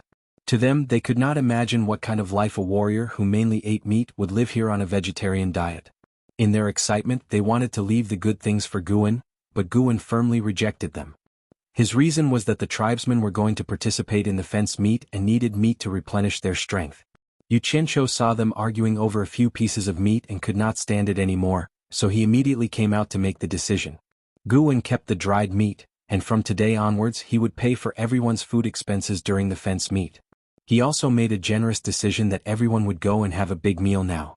This kind of extravagant behavior was too extravagant and wasteful for Guan, who had been working hard here. Fortunately, Bolly and the others knew that he was rich. After Bolly secretly told Guan about Yu Qianqiu's heroic deeds, Guan no longer insisted on his own opinion. He just looked at Yu Qianqiu in surprise and doubt. This was a warrior who had lost his memory and he was very powerful. Not only did he save the entire tribe, but he also took the risk to participate in the fence meet in place of his tribesmen. He was also very rich. Yu Qianqiu looked at Guan and said with a smile, "Guan, you are more familiar with Lust City. Take us to the restaurant with the best food." Guan was a little hesitant. Although he had never been to the restaurant with the best food, he had heard others talk about it. However, he had heard that the food there was ridiculously expensive, and not something that ordinary people could afford. Could he really take out that much money? Yu Qianqiu observed his expression and knew what he was worried about. He waved his hand and said with a smile, "Just take us there, you don't have to worry about the money." Under his repeated insistence, Guan had no choice but to lead the group of people there in fear. At this time, Lust City was already shrouded in the twilight, and the streets that extended in all directions were brightly lit. Yu Qianqiu was surprised to find that the entire Lust City was actually illuminated by fluorescent stones. Once night fell, the streets would automatically be brightly lit without the need for lighting, which really saved a lot of trouble. The streets were filled with people and many well-dressed locals had come out for a walk. It was much more lively than during the day. It seemed that for these people who had never been out of the city, taking a walk was one of the ways to pass the time. There were also many people from various tribes looking around on the streets, and they constantly attracted the locals' looks of disgust. Yu Qianqiu and Immortal Lord Crocodile felt a little strange, for no other reason than that they were dressed too skimpily. It It was fine when they were in the cannibals' tribe. After all, everyone was like that. However, here there were constantly neatly dressed people passing by, and they felt uncomfortable all over. This was especially so when they bumped into the hungry woman who passed by them. When they felt her gaze on them as if she wanted to eat them up, they felt goosebumps all over their bodies. Others could not care less, but for the two of them they always felt out of place. Even their steps felt unnatural. At this time, Yu Qianqiu and Immortal Lord Crocodile stopped at the same time. The others also stopped, not knowing what they wanted to do. The two of them looked at each other, then at the clothes that Guan was wearing. Their gazes then shifted to a clothing store by the side of the road. Yu Qianqiu gritted his teeth and suddenly waved at everyone. He was the first to enter the clothing store, and Immortal Lord Crocodile followed closely behind him. Bolly and the others looked at each other, not knowing what the two of them wanted to do, but they followed them in. The owner of the store was a kind-looking old man in yellow. When he saw the natives coming in, he was stunned at first, then walked over with a smile and said, "Are you here to buy clothes?" He did not have the snobbish look that most people in the city had. Yu Qianqiu rolled his eyes and said unhappily, "Do you have anything else to sell here?" The old man in yellow was stunned again. He looked around his store, then laughed and said, "I didn't expect that after doing business for so long, there would always be problems with the way you speak." "Ah. Indeed, I only sell clothes here, nothing else." Yu Qianqiu was about to ask for his best clothes for everyone when he suddenly heard Immortal Lord Crocodile's voice. "Be careful, this person is an immortal cultivator. I've seen him before, but I don't know his name. I can't see through his cultivation." Yu Qianqiu was slightly shocked. Fortunately, Immortal Lord Crocodile was here, or else the other party would be suspicious. He swallowed the words that were about to come out of his mouth. Even Immortal Lord Crocodile couldn't see through his cultivation, so it was obvious that the other party's cultivation was at least at the early stage of the great immortal realm. However, it was not good to suddenly run away now. Hence, he put on a weak expression and said, "Old man, can you give each of us the cheapest clothes? I want the cheapest kind." Bolly and the rest felt that it was a little strange. Previously he seemed to be quite generous, but now, Ngu was grumbling in his heart. He could only buy the cheapest kind of clothes, but he still wanted to eat and drink in the best place. What if he had no money to pay the bill? The old man looked at them and laughed. "It's not easy for you to earn some money. Why do you need to spend money to buy clothes? Isn't it better like this?" Damn it. Immortals were indeed immortals. He even rejected business that came knocking on his door. Yu Qianqiu coughed and sighed. "Old man, you might not know this, but the people in the city look down on us if we don't wear clothes." The old man smiled noncommittally. His eyes flickered. "From the way you talk, you don't sound like the ordinary aborigines. May I know which tribe you are from?" How could Yu Qianqiu tell him the truth? He directly asked the question and said pitifully, "Old man, you are also different from the ordinary people in the city. You don't look down on us like the others. This makes us feel better. May I know your name? I really want to know. You are an interesting person." The old man shook his head and smiled. He said bluntly, "My name is Huang Tian. Huang as in Lust City and Tian as in heaven." After which, he glanced at the figures of the few of them. He turned around and took a few clothes from the rack. He stuffed them into Yu Qianqiu's hands and said, "It's rare to meet such an interesting aborigine like you. These clothes are free and I will give them to you." Yu Qianqiu was stunned. He looked at the clothes in his hands and asked suspiciously, "You really don't need money?" Huang Tian nodded his head and smiled. "Really? Thank you, old man." Yu Qianqiu nodded his head and bowed his head to bid farewell. After which, he walked out with the rest of them. It seemed that he was worried that the old man would change his mind. The old man smiled and waved his hand to send them off. Chapter 751. Old monster, I've already found out his name for you. Who is this Huang Tian? He's actually hiding here to act cool.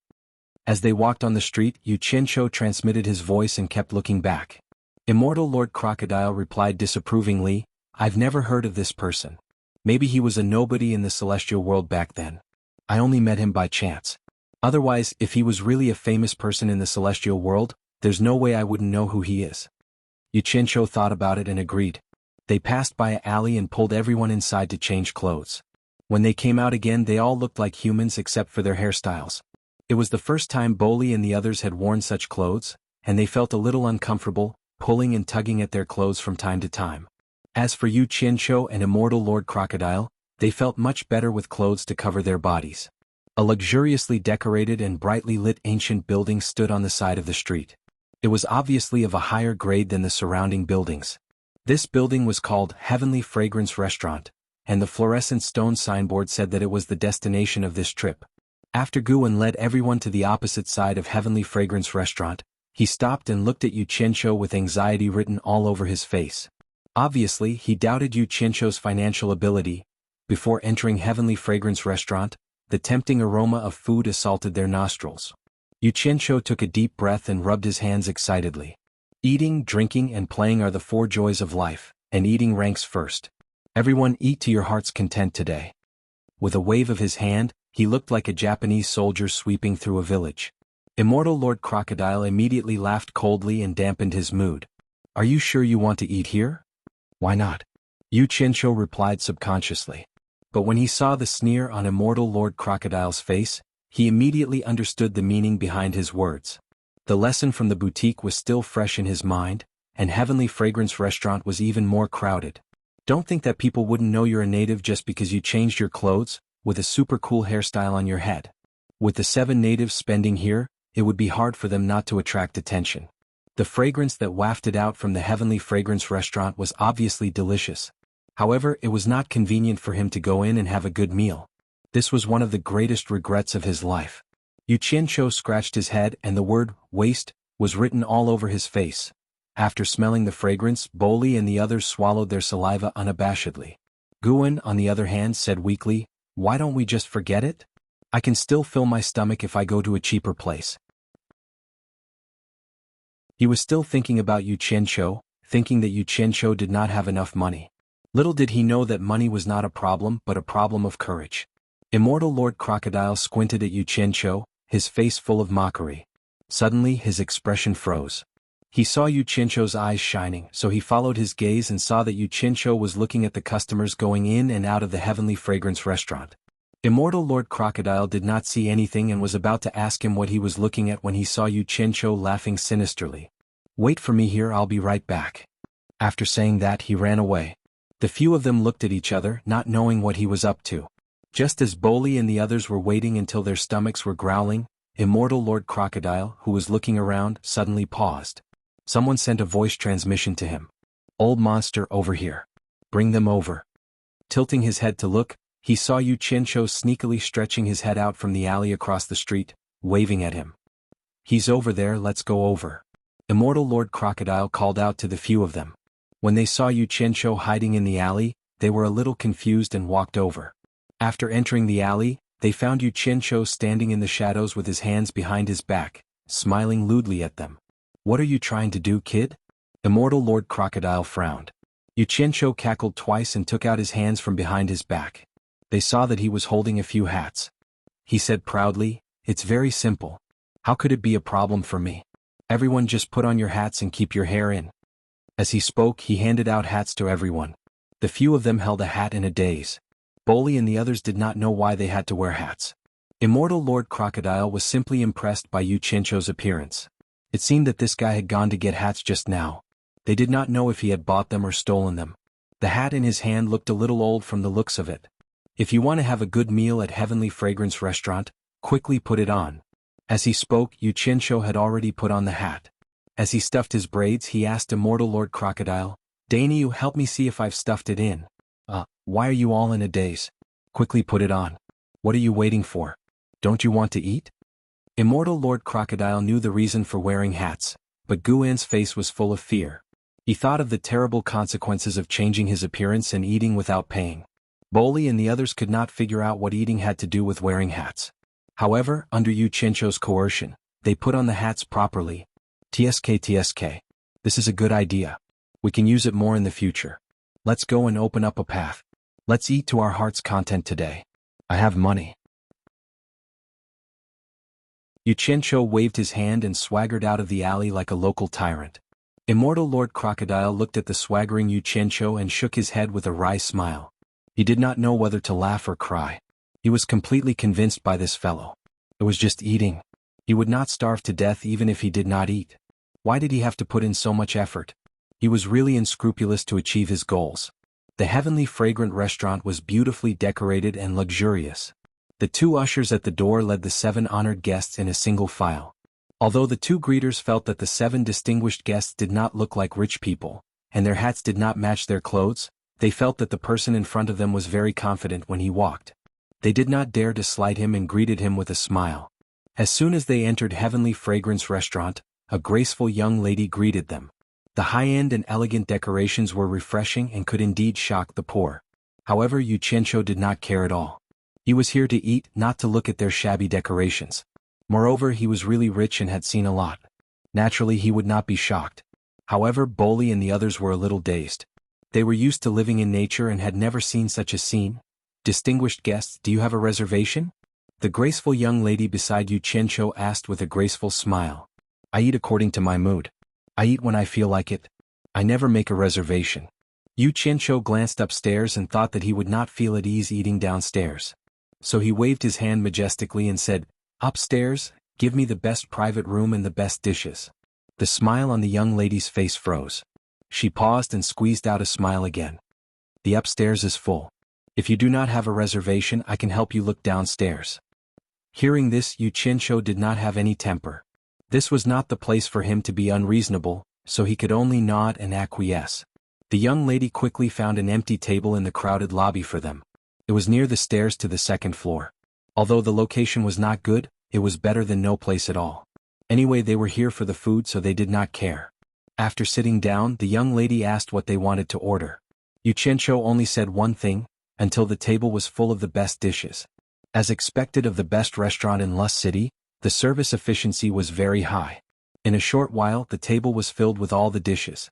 Other than Immortal Lord Crocodile and Guan, who still maintained their poise, everyone else at the table rolled up their sleeves and ate heartily. It seemed that they did not know if they would have the chance to come again after eating this time.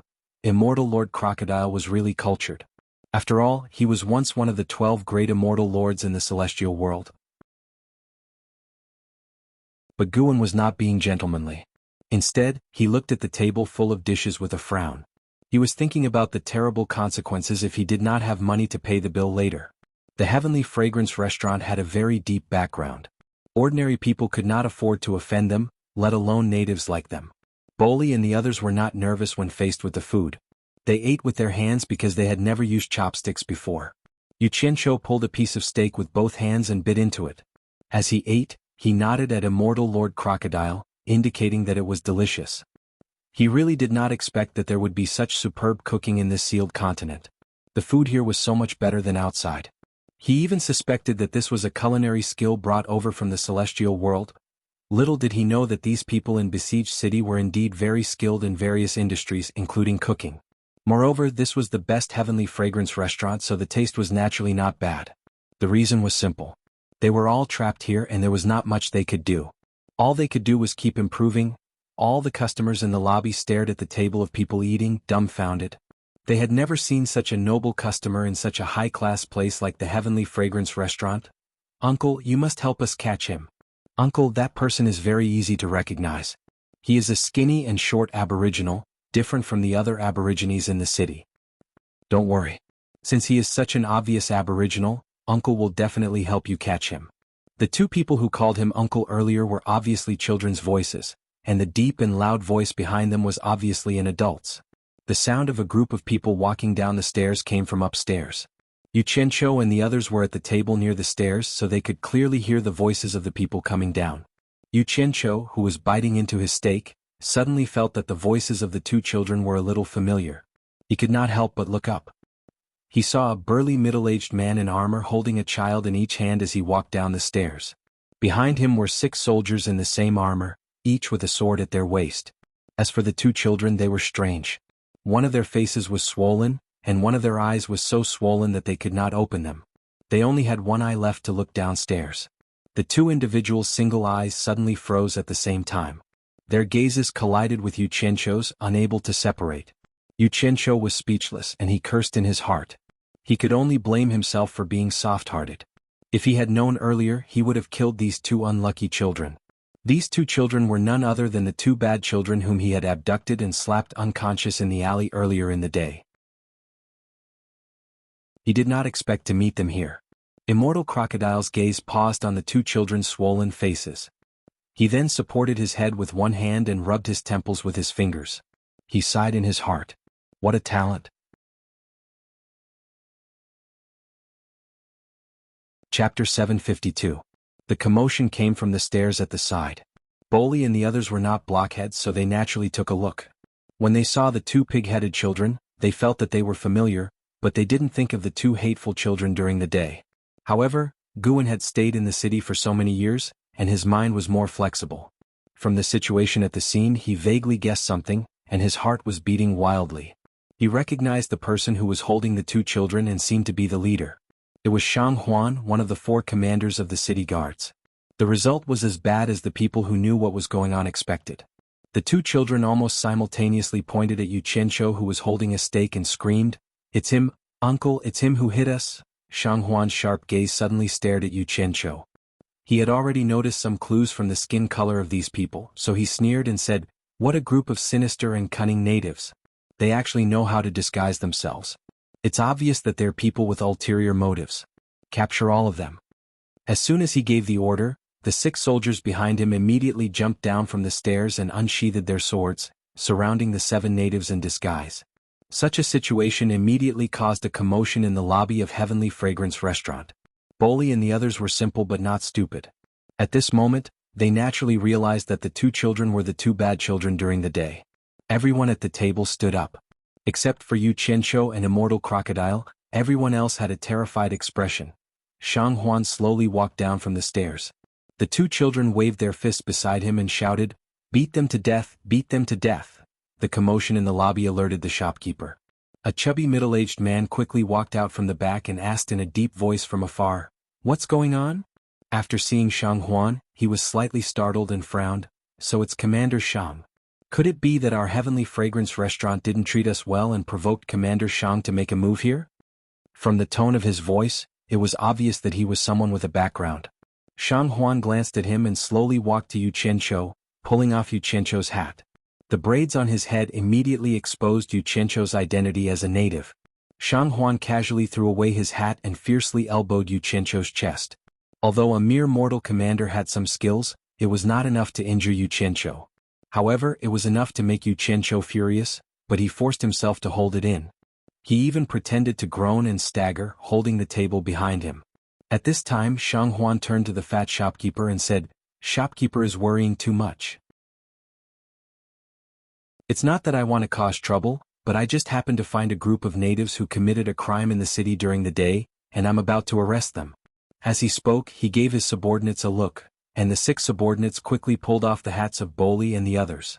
The 7 native braids were exposed, and the lobby was filled with an uproar. The fat shopkeeper was slightly startled. Obviously, he didn't expect that there would be natives disguising themselves and eating in Heavenly Fragrance Restaurant. He paused and said, "Commander Shang, I don't care who they are, but the rule of my Heavenly Fragrance Restaurant is that anyone who comes here is a guest. You hit my guests in my Heavenly Fragrance Restaurant, how can I put my face?" "Great Commander, I will go and apologize. I won't damage your Heavenly Fragrance Restaurant's face." Shang Huan said indifferently, then turned to Yu Qianqiu and the others and said, "For the sake of Heavenly Fragrance Restaurant, I don't want to use force on you here, but you'd better obediently go back with me. That way you'll suffer less. If you dare to resist arrest, you'll have to bear the consequences."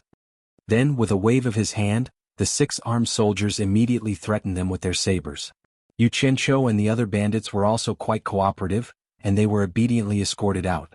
As soon as they left Heavenly Fragrance Restaurant under the bright night sky, there was a commotion in the crowd, and it immediately attracted passers-by to ask what happened. No matter what the 7 people had done, the locals in the city all looked at them with disdain, as if they couldn't wait to capture all the natives in the city. Meanwhile, the warriors of the various races had bitter expressions, and they more or less felt sorry for them. Bolly and the others were terrified, not knowing what the consequences of this matter would be. Immortal Crocodile's face, on the other hand, was gloomy. If it weren't for Yu Qianqiu with his noble status, he wouldn't have to be paraded in public. Looking at Yu Qianqiu, whose head was lowered with his braids covering his face, he found that he had the potential to become a criminal. He couldn't help but sneer at him through telepathy. "Weren't you eating happily just now? Why are you so listless now? Cut the crap. You ate for free, so why are you still nagging?" Yu Qianqiu immediately retorted. Immortal Crocodile was speechless, regretting that he shouldn't have picked up his chopsticks. Lust City's public security had always been good, and it was rare to see such a scene. It was a night that had lost its passion day after day, but suddenly because of the arrest of the 7 people, a large number of people pointed at them as if they were watching a show. When they passed by a clothing store, the store's owner, Huang Tian, was also attracted by the commotion outside. He got up from the chair at the door, lifted his feet and stood on the chair, watching from above the passers-by. When he saw that the 7 people who were arrested were Yu Qianqiu and the others, who he had given the clothes to, he couldn't help but be slightly stunned. What a coincidence! The 7 people were finally brought to the darkest corner in the west of the city, and there were no longer any spectators around. At the end of the road was a tall wall, and facing the intersection was an iron fence. The surroundings were quiet, and the atmosphere was somewhat oppressive. When the soldiers guarding the iron gate saw Shang Huan, they immediately saluted and opened the iron gate in the middle.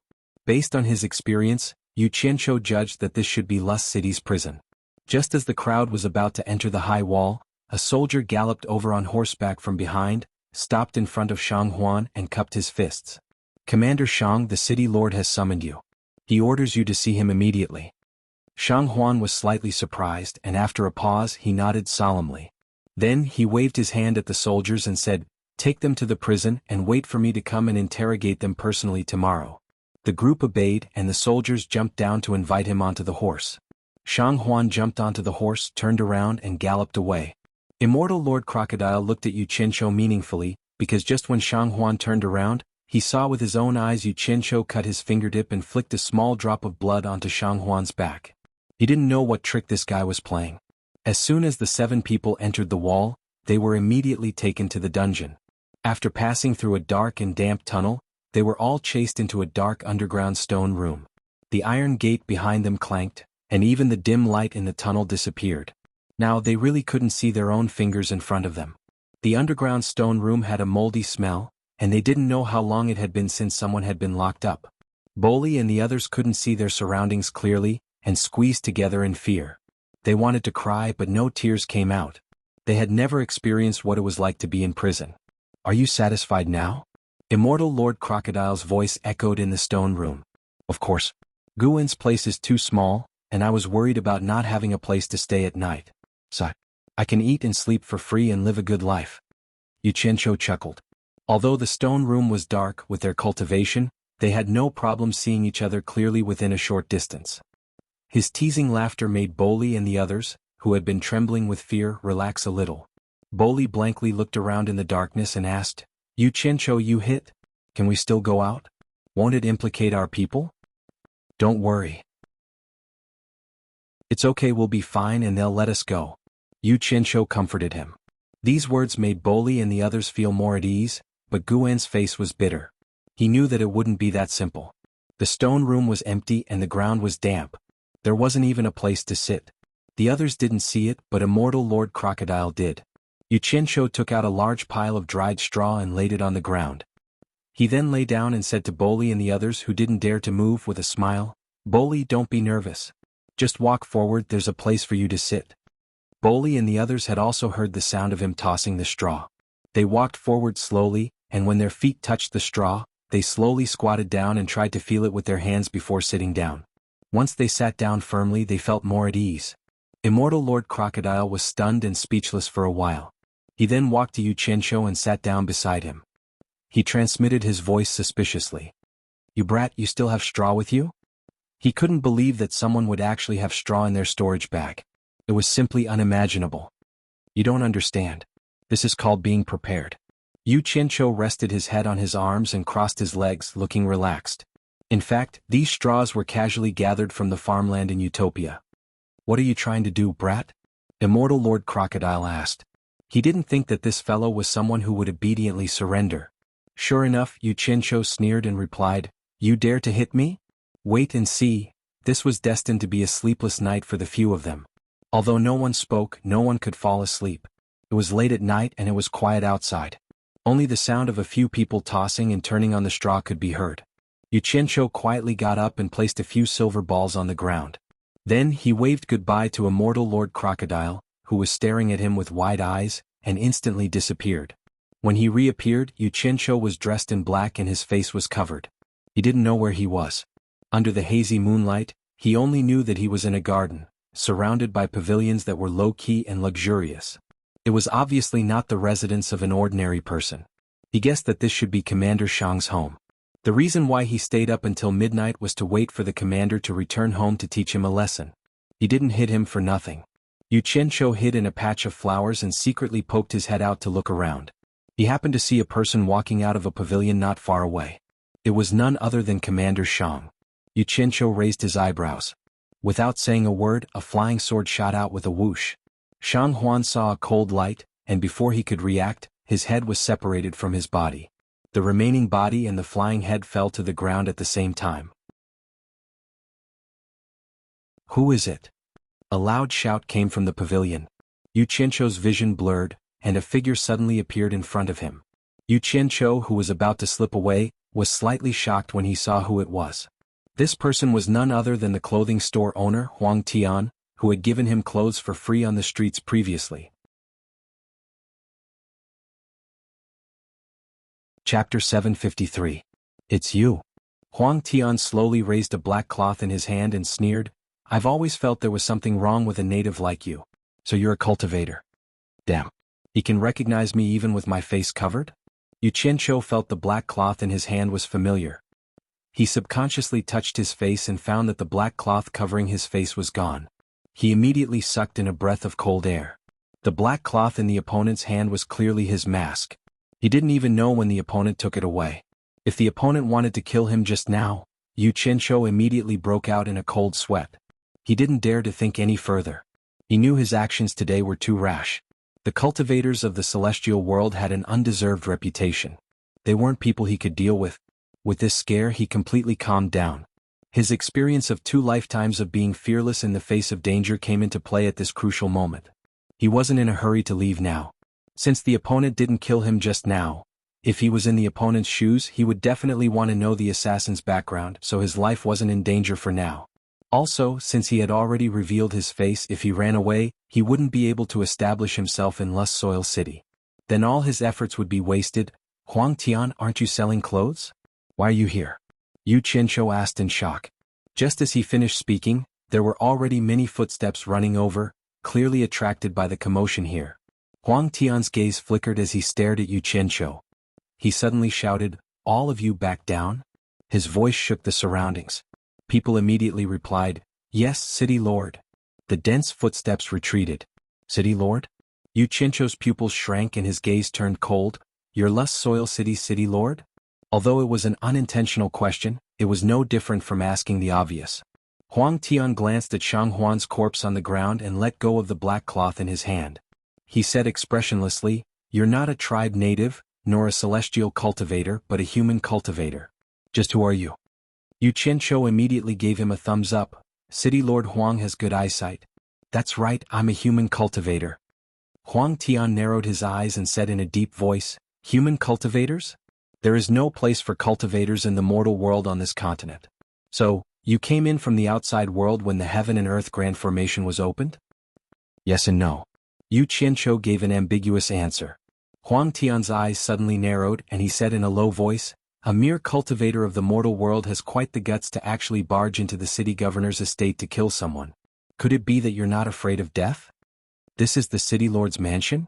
Yu Qianqiu looked around and felt a little depressed.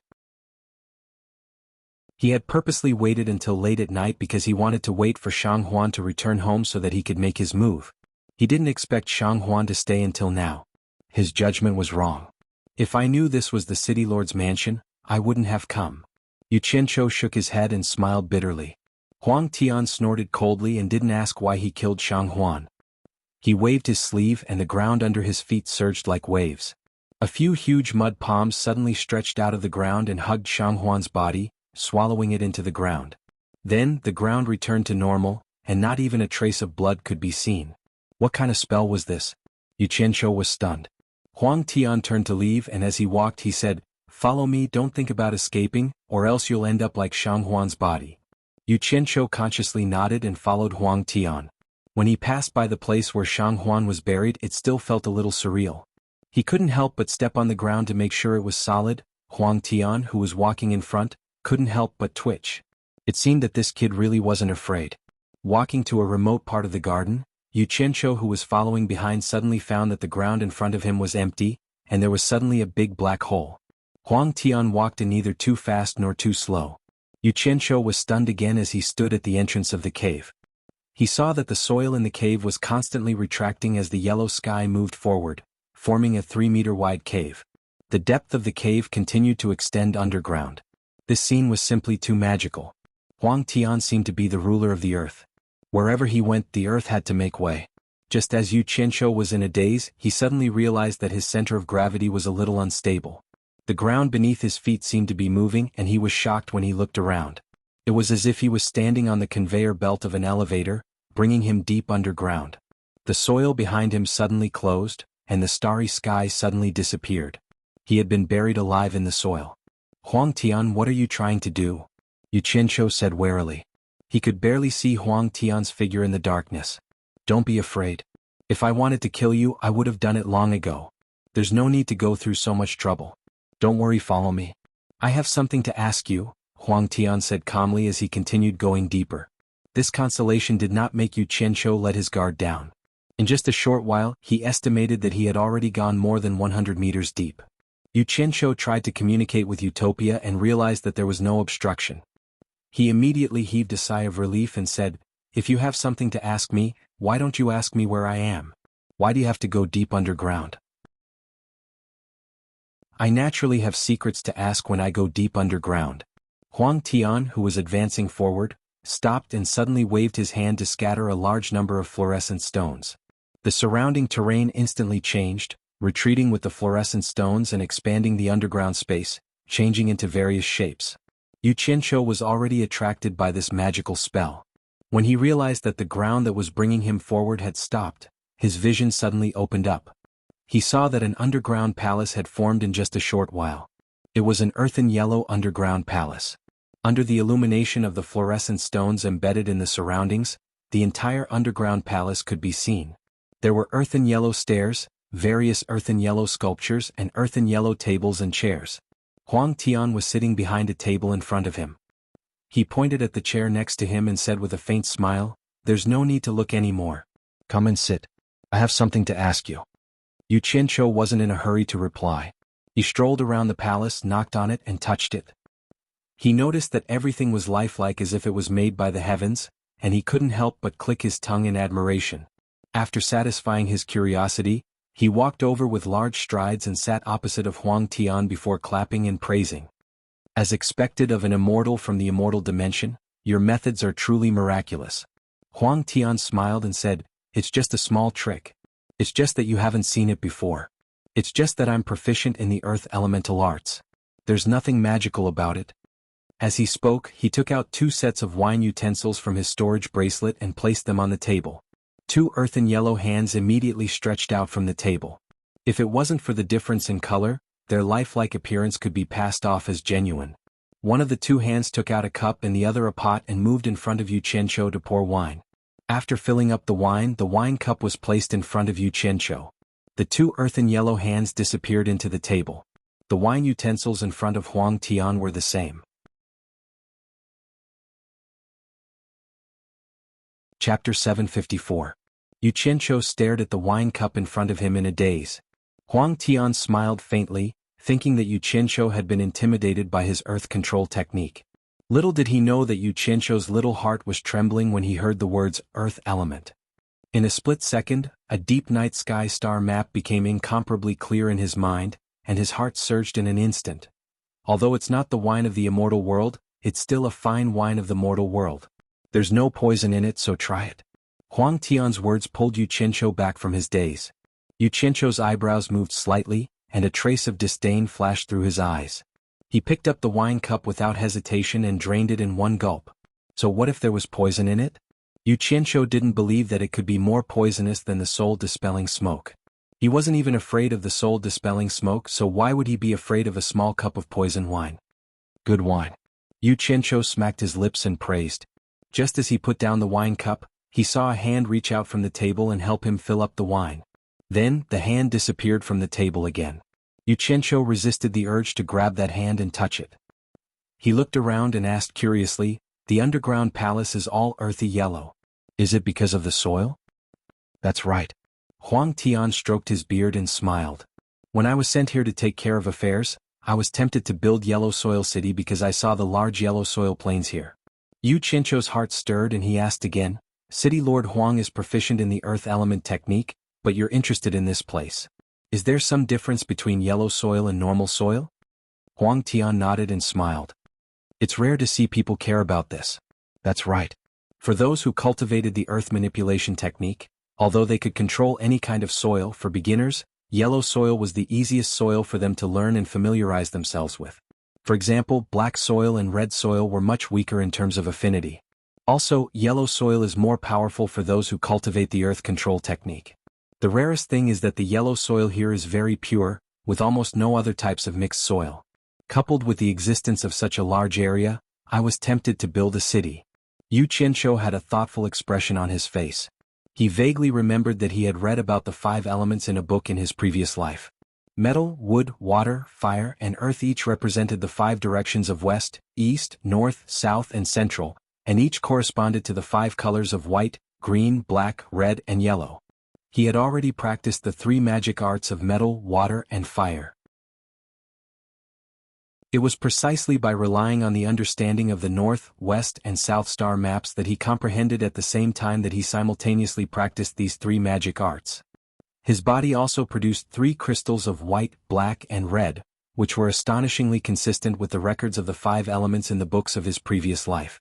In that case, he was certain that he was still lacking the cyan wood element of the Eastern Star Chart and the yellow earth element of the Western Star Chart.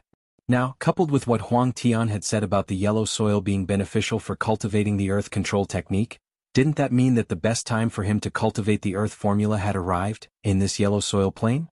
Thinking back to the night sky star map that had suddenly flashed in his mind, Yu Qianqiu couldn't help but become excited. The 5 star maps had already been deeply imprinted in his mind. There was no mistake. The star map that had involuntarily flashed in his mind was the Eastern Star Map, the position of the Earth Formula Star Map. His previous cultivation experience of the 3 5 elements magic arts told him that the 5 elements magic arts couldn't be forced. Every time he was attracted by the same element, the corresponding star map would automatically flash in his mind. At the same time, this also meant that the opportunity to cultivate the 5 elements magic arts had arrived. How could he not be excited? He deeply felt that even if he didn't find the purple fire in the Eastern Holy Land, it wouldn't be a wasted trip. If he hadn't deduced wrongly, once he successfully cultivated the earth formula, his cultivation would break through to the soul formation stage. Seeing that he hadn't come back to his senses after a while, Huang Tian asked suspiciously, "Could it be that you're also interested in cultivating the earth control technique?" That's not it. I just suspect that City Lord Huang's surname is Huang, so that's why I like the yellow soil," Yu Qianqiu casually said. This kind of nonsense was something he could easily come up with. What kind of logic was this? Huang Tian was stunned. He smiled and said, "It's true that my surname is Huang, but I still don't know little brother's surname and name. My name is Yu Qianqiu."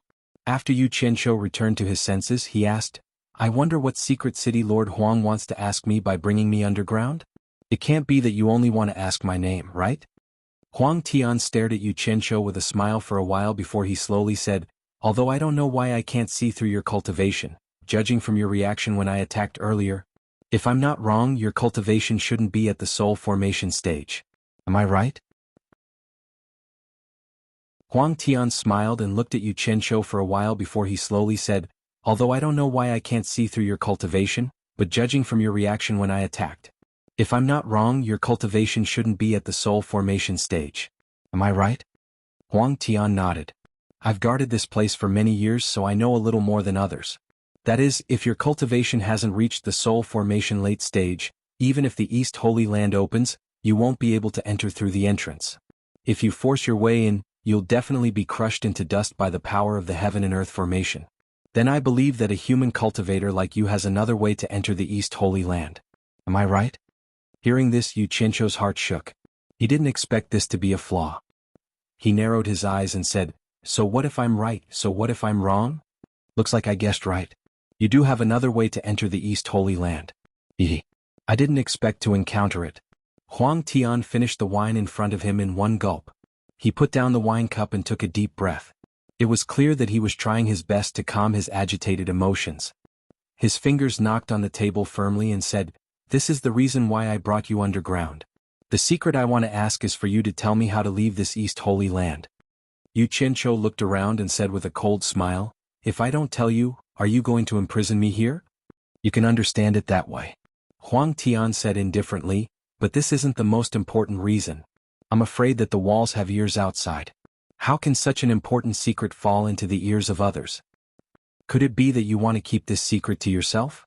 Yu Qianzhou put on a fake smile and said, "Don't you want to tell this secret to the immortal monarchs of the East and West palaces? Wouldn't that be a great merit?" "A great merit? Ah." Huang Tian laughed loudly. No one knew what he was laughing about, but there was some bitterness hidden in his laughter. After laughing, he shook his head and said, "This isn't something you should be concerned about. You just need to tell me the secret." Yu Qianzhou said with an "Oh, why do I feel that once I tell the secret, it will be my death day? Because you don't want a second person to know this secret. Do you have a choice?" Huang Tian said indifferently. "I don't have a choice, but what I want to tell you is that there is actually no secret because I don't know how I got in here." Yu Qianzhou sneered and said, "Are you satisfied with this answer?" Huang Tian's expression turned cold. He stood up and said, "Yu Qianzhou, don't refuse a toast only to drink a forfeit." Yu Qianzhou also stood up slowly and said, "Either way, I will die if I don't tell you. If I don't tell you, I might live a little longer. You can do whatever you want." The reason why he was so stubborn was that he was prepared to leave at any moment. After all, the other party would not kill him before the secret was revealed. Unexpectedly, Huang Tian snorted coldly and raised his hand to form a claw above the table. In the blink of an eye, a ball of earth appeared on the table, and a wisp of golden fog was injected from his palm. After doing all this, Huang Tian turned around with his hands behind his back. As he walked, he said, "It seems like you still need some time to think about it. Once you've figured out how to break the ball of earth on the table, I'll be happy to listen to your secret. But remember, my patience is limited. Don't make me use extreme measures to force you. Don't think about escaping. This place is more than enough to trap you." A hole appeared in the wall in front of him. As he walked out, the wall quickly healed seamlessly. Yu Qianzhou was stunned. He thought that the other party was going to torture him, but he did not expect him to be so gentle. Did he really think that he couldn't escape from this underground palace? He contacted Utopia again and realized that it was still unobstructed. He immediately relaxed. He thought to himself that Huang Tian was underestimating him too much. He looked around and walked to the spot where Huang Tian had disappeared. He waved his hand and slapped the wall heavily. The impact caused his arm to feel a little numb, but it did not leave a single mark. The wall was actually as hard as iron. He then took out the green fire flying sword to test it out. In the end, it easily stabbed in with a pft. It was not as hard as he had imagined. However, the moment the flying sword was pulled out, the wall seemed to be alive. It was soft and hard, and it quickly recovered to its original state. Yu Qianzhou faced the wall speechlessly. It was easy to stab the sword in, but with his cultivation, if he were to fall in, he would probably be crushed to death by the immense pressure from the surroundings. It was no wonder that Huang Tian thought that he could not escape. Tisk. Yu Qianzhou waved his hand in disdain and put away the green fire flying sword. He casually threw a small silver ball to the corner and disappeared from the underground palace. On the surface, after Huang Tian came out, he slowly walked to the pavilion in the garden. He stood with his hands behind his back as if he was waiting for something. Not long after, a stream of light suddenly shot over from the horizon. A black-clothed man appeared in the garden. When he saw Huang Tian in the pavilion, he immediately bowed and said, "Greetings, City Lord Huang." Huang Tian laughed out loud and cupped his hands. "Brother Yu Feng is an envoy of the Celestial City. How can you greet a small border official like me? I have already prepared good wine and delicacies for you. Please." "I dare not." The black-clothed man said politely and walked side by side with Huang Tian to the brightly lit pavilion. If Yu Qianzhou saw this scene, he would know that it was not that Huang Tian was gentle and did not torture him, but that he had something to do and did not have time to tangle with him for the time being. In the dungeon west of the city, Yu Qianzhou appeared again. The moment immortal Lord Crocodile saw him, he immediately transmitted his voice. "Where did you go, kid?" Yu Qianzhou glanced at Boli and the others who were still tossing and turning on the pile of hay and transmitted his voice. "I've already killed that bastard Shang Huan. But who would have thought that I would run into Lust City's city lord? Do you know who he is? It's that old man Huang Tian who gave us clothes for free. I almost suffered a great loss at his hands. You escaped from him? Immortal Lord Crocodile looked at Yu Qianqiu in shock. Nonsense. If I didn't escape, would I still be here talking to you? Yu Qianqiu said impatiently, I came to tell you the truth. I have something to do and will be leaving for a period of time. I don't know when I'll be back, but it won't take too long. You guys can stay here for a while. This is for them to eat and drink. It should be enough until I return. A storage bag was thrown to Immortal Lord Crocodile. Chapter 755. What did he mean by uncertain return date? What did he mean by temporarily suffering here? Immortal Crocodile was a little dumbfounded. Before he could say anything, Yu Qianqiu had already disappeared. He quickly checked the contents of the storage bag, only to find that the contents were enough for Boli and the rest to eat for more than a month. Looking at the pitch-black prison, he suddenly felt his scalp go numb. This kid wouldn't let us stay here for a month, would he? The night breeze was cool and there was no one on the Lust Plain. Occasionally, a few mice would jump around under the hazy moonlight. Yu Qianqiu's sudden appearance immediately frightened the group of mice, and they quickly scurried into the nearby holes. After carefully observing his surroundings, Yu Qianqiu's body leaped into the air lightly and landed in a ditch tens of meters behind him. When he had passed by this place on horseback, he had thrown a small silver ball here just in case. He did not expect it to really come in handy. However, the surrounding terrain was too open, and the ditch was only a few meters deep. He did not know how long he would be staying here. He could not possibly just sit here and cultivate, right? It was still barely passable at night, but if it was during the day, he would be easily discovered by passers-by. His eyes suddenly landed on a mouse that happened to pop its head out of a hole to take a look. His eyes immediately lit up, and he scurried back and forth in the ditch that was hundreds of meters long before he found a side wall that had caved in. With a flick of his sleeves, 6 black flame-flying swords flashed out and formed a drill that rapidly drilled into the ground, causing dust to rise. For safety reasons, he dug a tunnel that was more than 30 meters deep into the ground. Most of the crushed soil was sent into Utopia, and the rest was used to seal the entrance of the hole. At the end of the tunnel was a round nest with a diameter of 2 meters, which was enough for him to meditate and cultivate. Waha! Looking at his masterpiece, Yu Qianqiu could not help but dance and laugh wildly. He rubbed his hands together excitedly, sat down cross-legged and slowly closed his eyes. Just as he silently memorized the middle-level star map in his mind, the vital energy in his body began to fluctuate uneasily. Yu Qianqiu was so excited that he was trembling slightly. If he remembered correctly, this was the same feeling he had when he was comprehending the gold art. It was as if there was a similar attribute around him that was attracting him. Because he was too excited, he actually couldn't get into the zone for a long time. He knew that there was a problem with his mentality. If he continued like this, he didn't know when he would be able to comprehend the cultivation method from the complicated star chart. This was a very complicated project, so he had to adjust his mentality.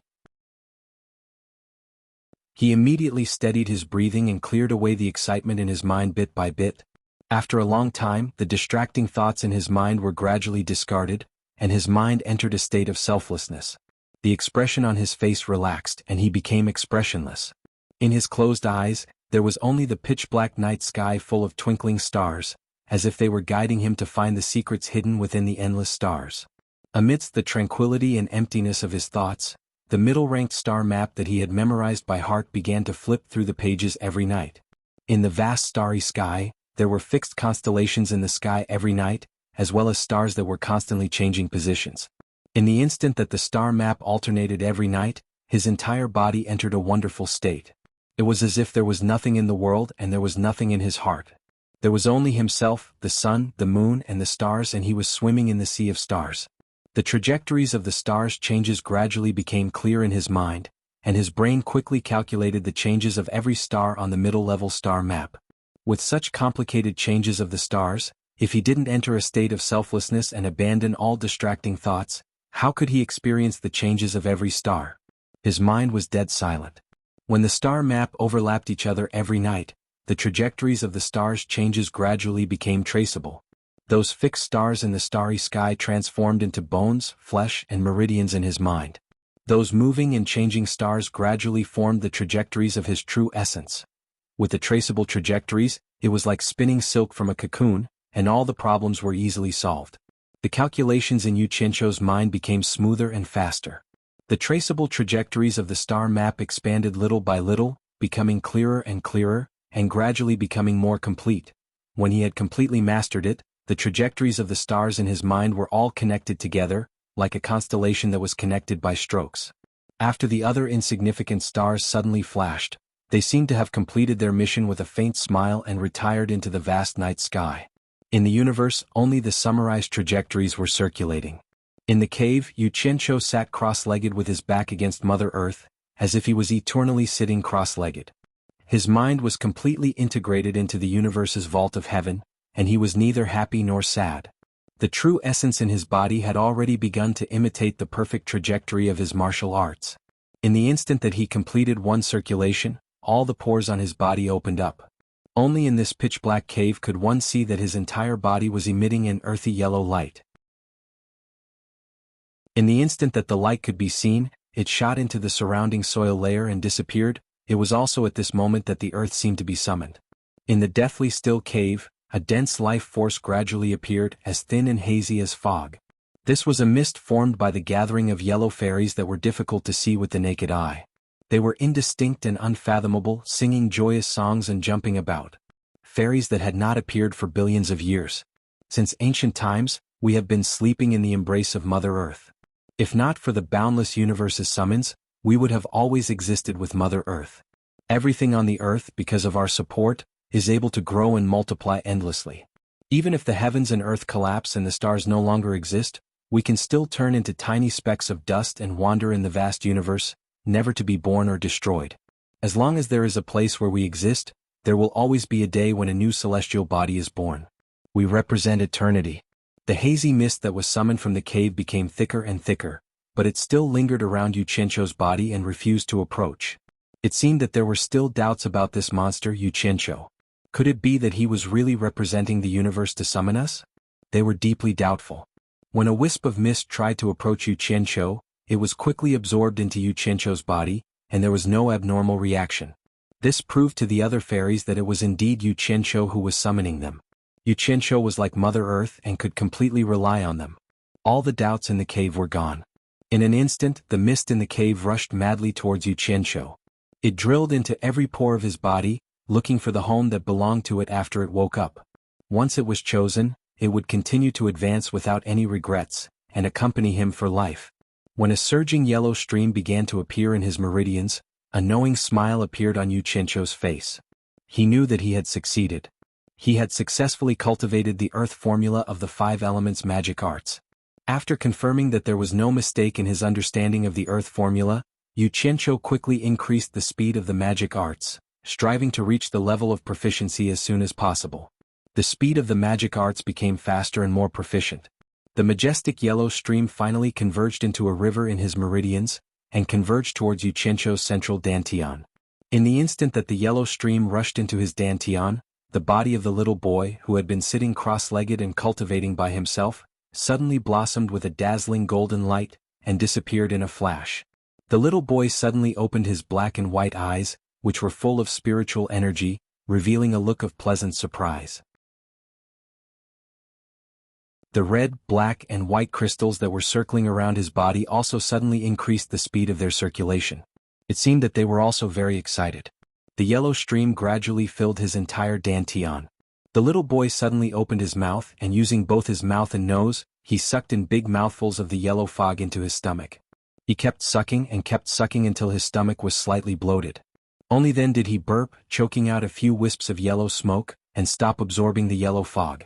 Then, the little boy slowly closed his eyes as if he was digesting the food. Seeing that there was no one else to receive them, the yellow fog that had continuously flowed into Yu Qianzhou's body, starting from the walls of his dantian, and seeping into his limbs and bones, looking for its own home in every cell. Only when the earth element had filled every cell did Yu Qianzhou stop the circulation of the earth formula. He slowly exhaled, opened his eyes and excitedly waved his fists. Then, as if he had thought of something, he paused for a moment, then immediately closed his eyes and began to examine the movements in his dantian. According to his experience with the other 3 magic arts, after mastering the earth formula, he should have a breakthrough in his cultivation. The little boy's bloated stomach slowly sank, and when it became flat again, the little boy suddenly opened his eyes, opened his mouth and spat out a yellow crystal bead. The crystal bead was like a living creature, happily flying around in his dantian. The little boy looked at it with a smile and suddenly his small hand gently waved at the yellow crystal bead, and the yellow crystal bead obediently fell into his palm. The little boy twirled the crystal bead, and looked at the other 3 beads that were circling around him. No one knew what he said, but the 3 beads immediately stopped revolving. The little boy placed the yellow crystal bead between them, and adjusted the distance between the 4 beads evenly.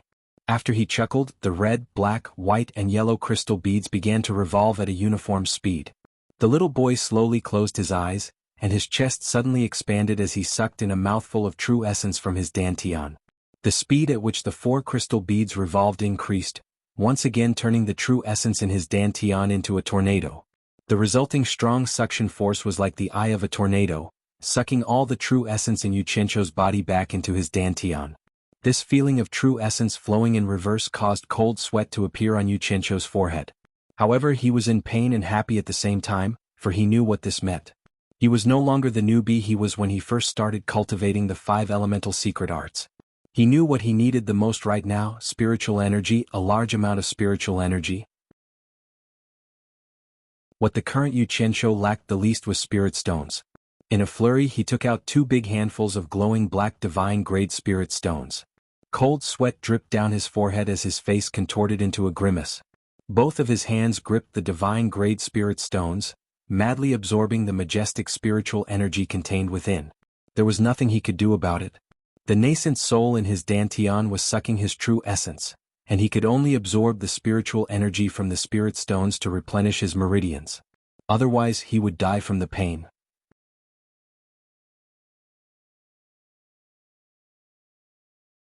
Chapter 756. No matter how the ruler treated the people, Baiwan was at least a country without foreign aggression. The people's lives were not too difficult. The reason for this was that ancestor Wen Lanfeng was behind it, so no one dared to attack Baiwan for the time being. Of course, ordinary people didn't know who Wen Lanfeng was. Only a few high-ranking officials of Baiwan nation knew who he was. However, because of the death of Baiwan's emperor, the whole country seemed to be in deep mourning, with white mourning everywhere.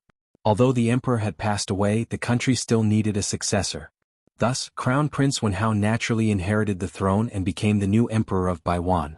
Outside the filial bedchamber, white banners covered the sky and the earth, and mournful wails could be heard everywhere.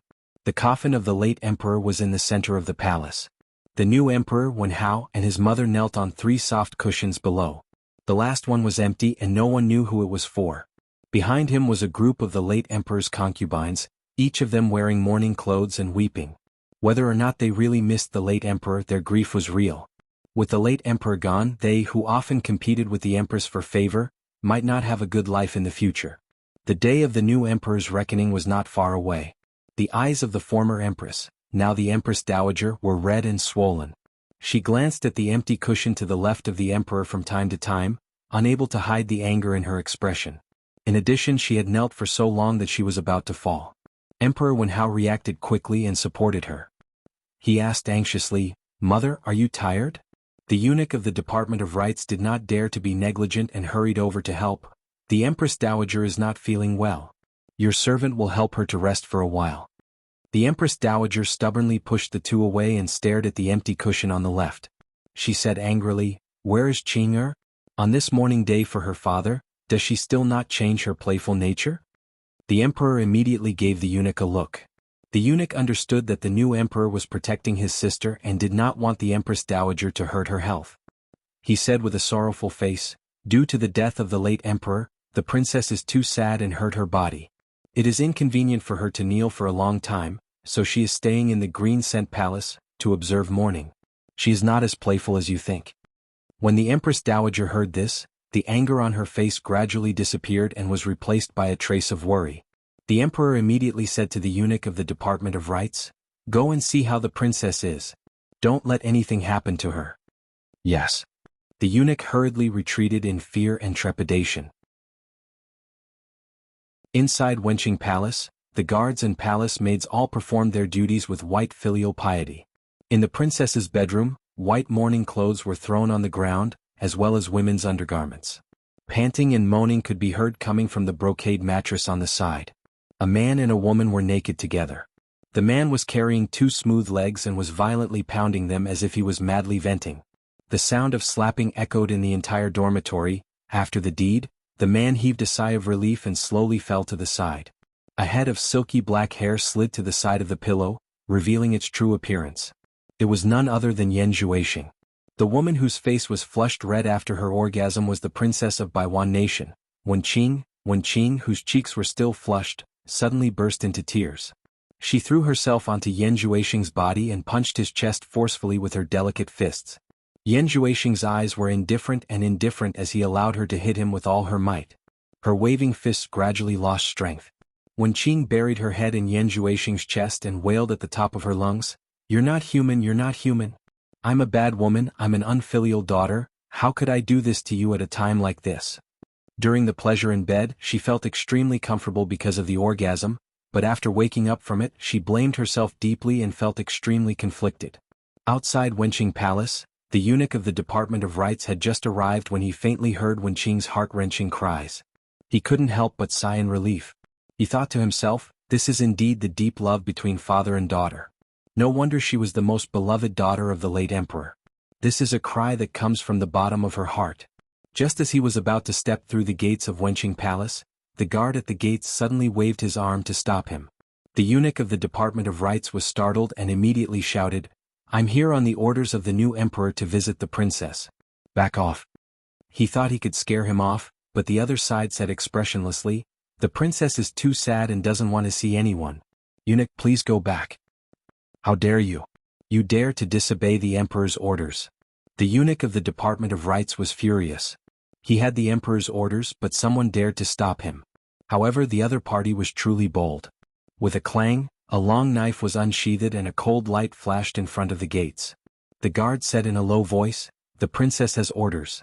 Anyone who trespasses will be killed without mercy." The eunuch of the Department of Rites was so frightened by the blade that he took a few steps back. He pointed at the guard and said, You, for a long time. He really couldn't understand. Could it be that this guard's head had been kicked by a donkey? Could it be that he couldn't distinguish between the princess and the emperor's orders? In the end, he had no choice but to leave with a flick of his sleeve. Yan Zhuixing, who was lying on the bed, heard everything clearly. The guards and servants of Wenqing Palace were all controlled by his demonic eyes. He had nothing to worry about. Seeing that the matter was over, his cold eyes stared at the hipster who was crying on top of him. He waved his arm and pushed her to the side of the bed, wanting to get up. The still crying hipster was slightly startled. As if she had woken up from a dream, her naked body jumped up and knelt on the brocade couch. She hugged Yan Zhuixing tightly.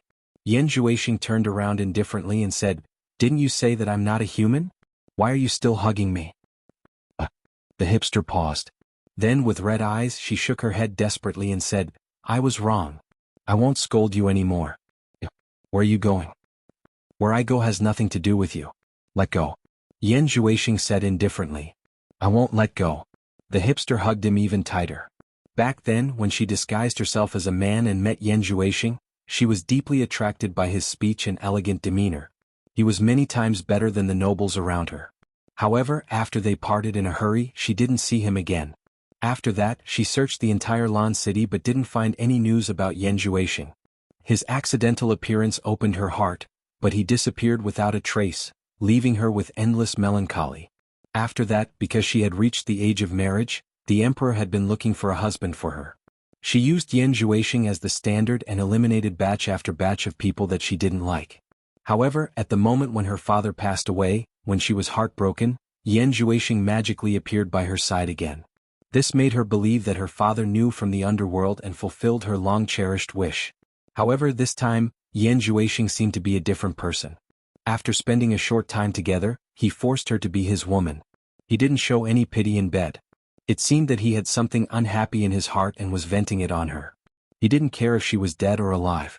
It made her heart go through 1,000 twists and turns. But no matter what, his hesitant heart finally had a place to look forward to.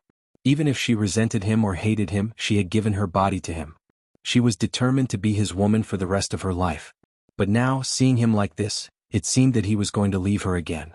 How could she let him go? "I beg you, don't leave me." Wen Qing hugged Yan Zhuixing tightly with her attractive naked body. The original arrogance and unruliness had disappeared. Her face was full of the expression of begging and extravagant hope. The death of her father had already hurt her heart.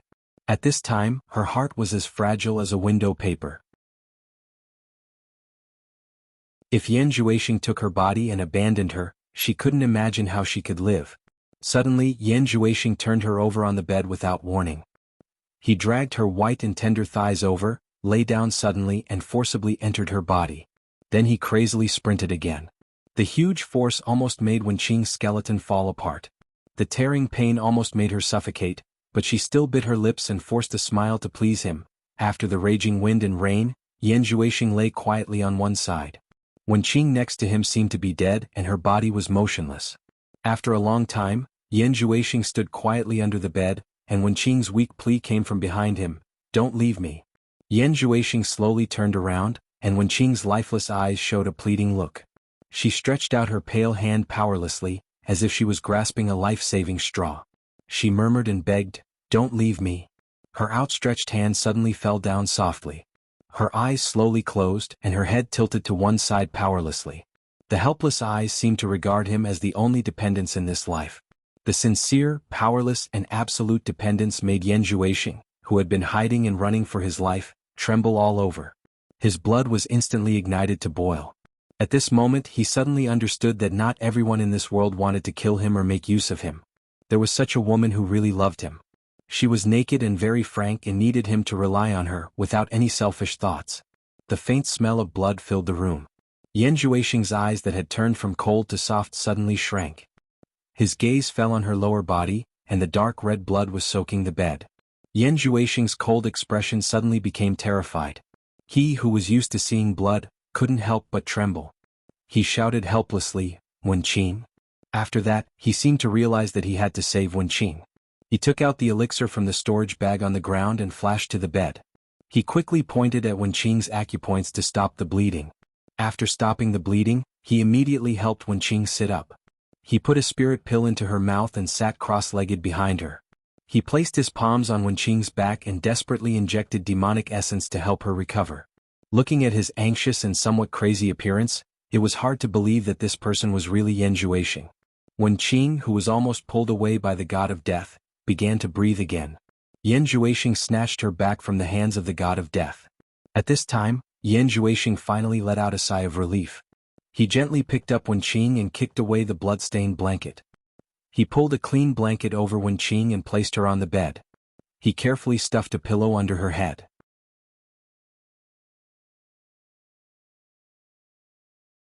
Chapter 757.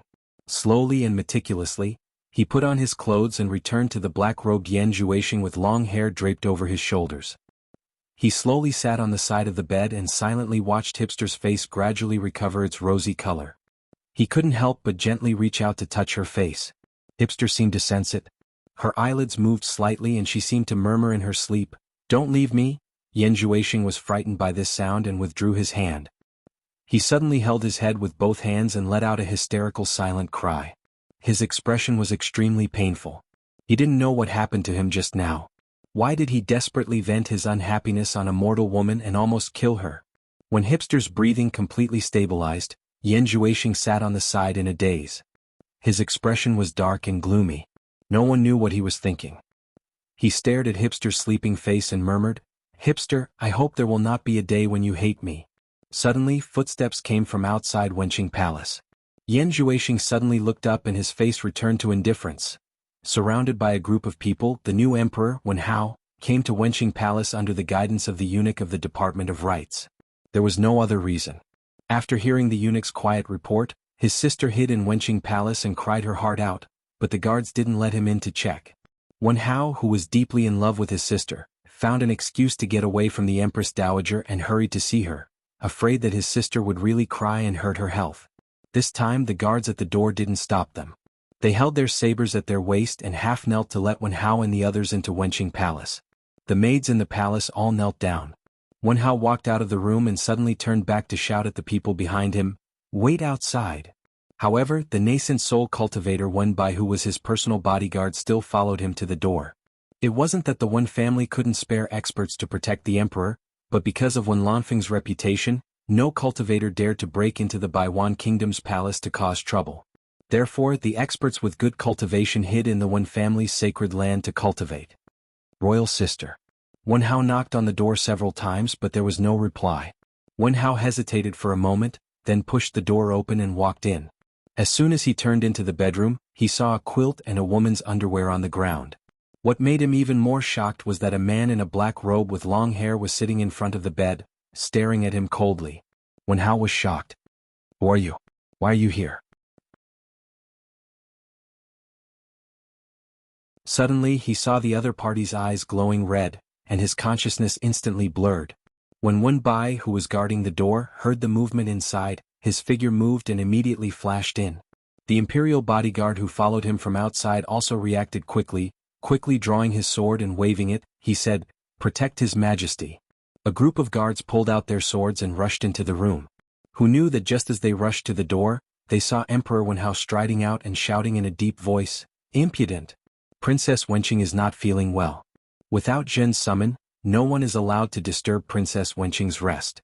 Retreat to the outside of Wenqing Palace for Zhen." Finished speaking, he turned around and walked back into the inner room. Yes. The group of people retreated out of fear, and not long after, all the people who had just arrived had retreated to the outside of Wenqing Palace. At this moment, Wen Hao and Wen Bai, who were in the bedroom, were bowing to Yan Zhuixing. "Greetings, master." Yan Zhuixing looked at Wenqing, who was sleeping soundly, got up from the bed and waved at the two of them. "Let's go to the main hall and talk. Don't disturb her rest."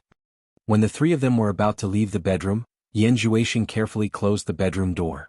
Yan Zhuixing paced to the main seat in the main hall and sat down.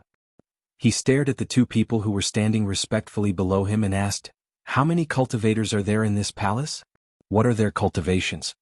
Wen Bai immediately replied, "Including me there are 4 in total and they are all nascent soul cultivators." "Only 4 nascent soul cultivators?"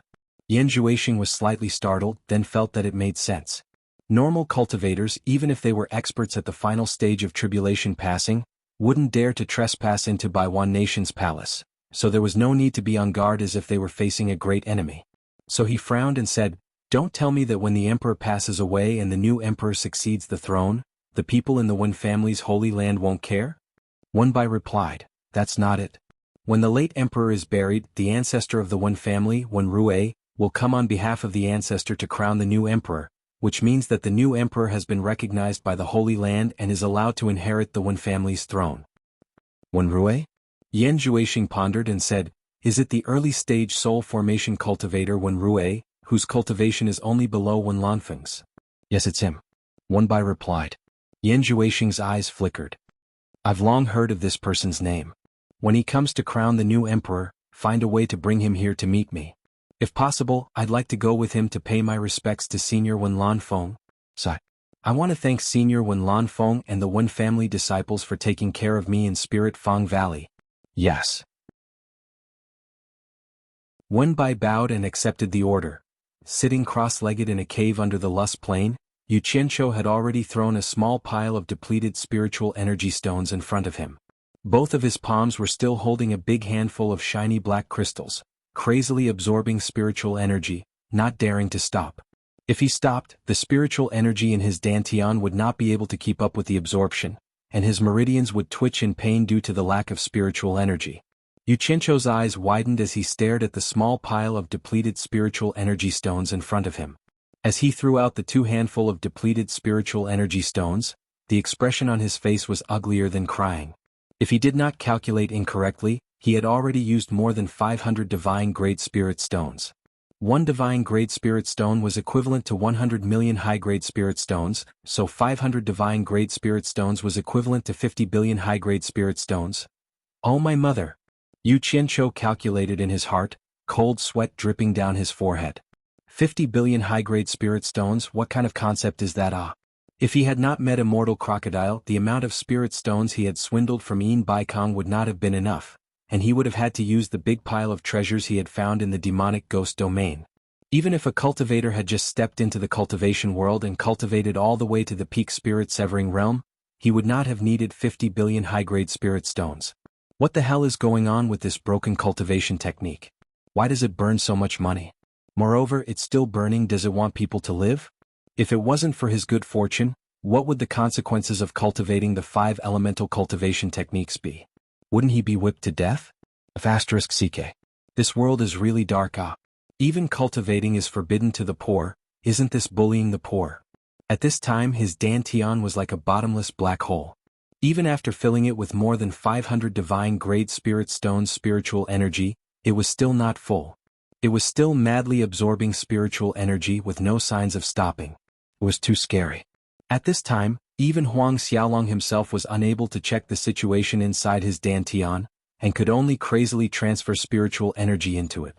When the number of divine-grade spirit stones reached 600, Yu Qianzhou's heart was already numb. He mechanically took out spirit stones to absorb spiritual energy, and only cared about transferring the majestic spiritual energy into his body. Sitting there counting while absorbing spiritual energy, this was the only thing he could do at the moment. There was no point in thinking too much about it. He wanted to see how long this bottomless black hole would take.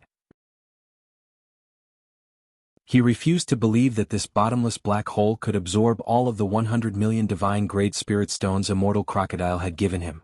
If there was really no other choice, he could only teleport to the Yellow Earth Layer's prison and ask Immortal Crocodile, that rich guy, to continue supporting him. He believed that Immortal Crocodile wouldn't be stingy, otherwise if he died, the old monster would be trapped alive in the Eastern Holy Lands. Thinking of this, Huang Xiaolong's mind was at ease, no longer worrying about not having enough spirit stones. By the time Yu Qianzhou counted close to 900 pieces of divine-grade spirit stones, the rate of spiritual energy absorption in his dantian suddenly slowed down. Yu Qianzhou's eyes lit up. Coincidentally, when he reached 900 pieces of divine-grade spirit stones, his dantian finally stopped breathing. Crash.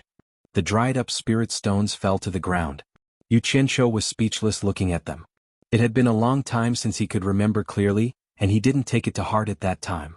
However, he remembered clearly that he had used around 300 million high-grade spirit stones when he cultivated the gold arts on the Immortal Ascension platform.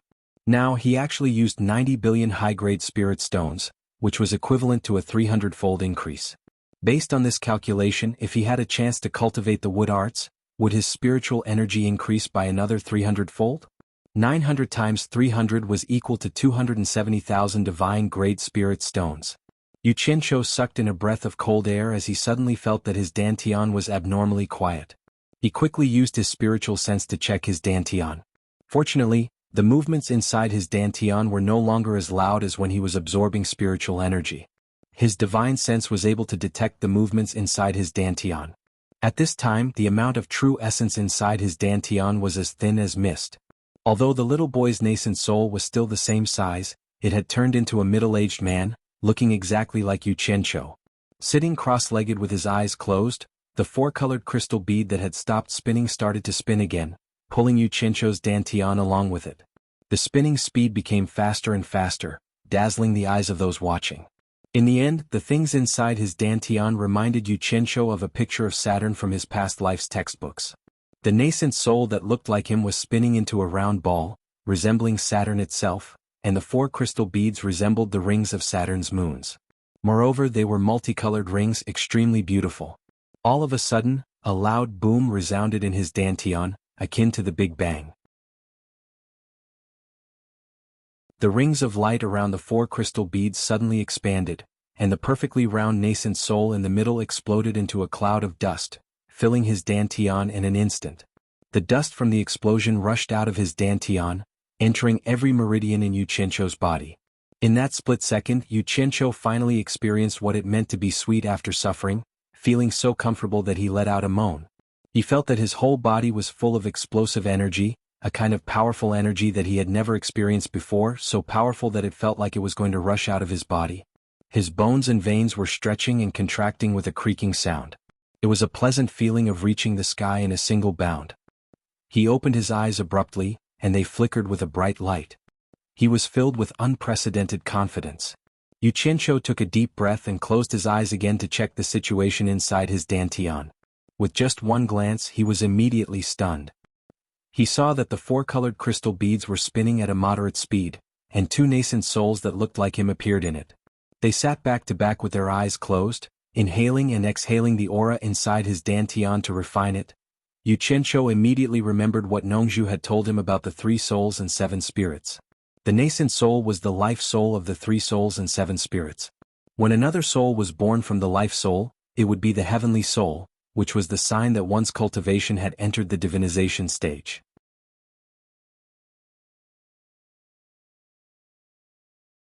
Chapter 758. Could it be that I've really reached the soul formation stage? Yu Qianqiu asked himself. He was so excited that he was trembling. Although the powerful energy in his body told him that he was right, he still felt like he was dreaming and couldn't believe that it was real. He took a deep breath and stood up slowly. The bones in his body cracked and he looked up at the top of his head. Suddenly, a huge imposing aura burst out from his body. His whole body was like an arrow that had left the bow, directly shooting upwards. Boom! A deafening sound echoed. There were few people on the vast plain. It was unknown how many years it had been like this. The yellow earth that had been roasted by the scorching sun suddenly trembled. Then a pitch-black hole appeared on the flat ground with a bang sound. A silhouette darted out from the smoke and dust that had burst out, and stood still in the air for a moment. Yu Qianqiu floated in the air quietly. He clenched his fists in excitement. It didn't take much effort for him to break through the thick yellow earth with his body. He was sure that he had reached the soul formation initial stage. He didn't expect that he would achieve what he had been pursuing for so many years. He didn't expect that he would reach the soul formation stage one day. He thought back to when he first entered On Guangceng. He didn't expect that he would become one of the soul formation experts from today onwards. He looked around and felt a sense of pride. He had been improving rapidly. He believed that one day he would be like his master, Bai Changchun, and become a real torture master of the demon region. Roar! Yu Qianqiu floated in the air and opened his arms. He looked up to the sky and let out a long howl. His passionate howl echoed across the vast yellow earth plain. The long howl stopped. He was in high spirits. His gaze was like an owl as he stared at the hole that he had created on the yellow soil plain. He waved his palm to cover the hole and shouted, "Rise!" The yellow earth plain below surged like waves and piled up in the middle. It got taller and taller. In a short while, a cone-shaped mountain rose from the ground. The mountain rose to a height of 100 meters and supported Yu Qianqiu. Yu Qianqiu stood quietly at the peak of the 100-meter-high mountain and gazed into the distance. There were many experts that he could look up to in that distant place. In that distant place, his master, Bai Changchun, was constantly surpassing himself and improving his cultivation. What about him? He was only at the soul formation initial stage. Compared to them, he was still far from them. There was nothing to be happy about. He still had a long way to go. However, Yu Qianqiu's eyes flashed. He suddenly said to the world, "In 100 years who will rise and fall? Rise." With a deep shout, as he spread his arms, the 100-meter-tall mountain under his feet suddenly shot out a group of densely packed yellow dots, shooting into the surroundings and disappearing without a trace.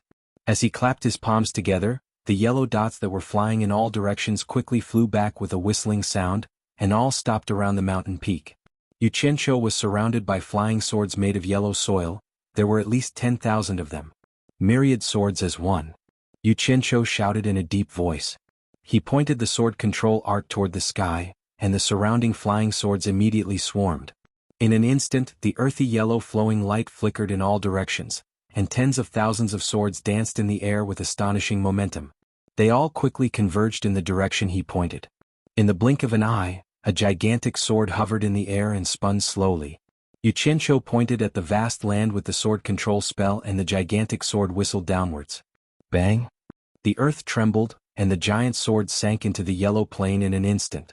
It was also at this moment that the dirt mountain beneath Yu Qianqiu's feet began to disperse like quicksand, spreading layer by layer in all directions. Yu Qianqiu followed the lowered mountain and landed steadily on the yellow plain. Everything around him returned to normal, as if nothing had happened in the first place. Translator. Exodus Tales Editor. Exodus Tales. Yu Qianqiu landed on the yellow plain. The yellow dust stirred up by the wind blew past his feet. Yu Qianqiu held his chin with one hand and stood alone on the yellow plain, frowning and deep in thought. The figure immersed in the yellow soil under the setting sun looked lonely and mysterious.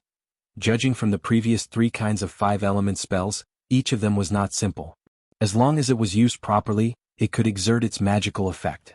The fire spell was the spell he had always used the most frequently. After absorbing the black fire, the use of the black fire became his trump card to defeat the enemy. After comprehending the absorbing star's great technique of the water spell, he found that it was a wonderful spell for killing people. He hid it as a trump card and rarely used it. As for the gold spell, although it was not suitable for killing people, its magical effect was extraordinary. So far he had not found any metal magic weapon that could block its attack. All kinds of metal magic weapons that he had tried were immediately turned into dust as soon as they touched the gold spell.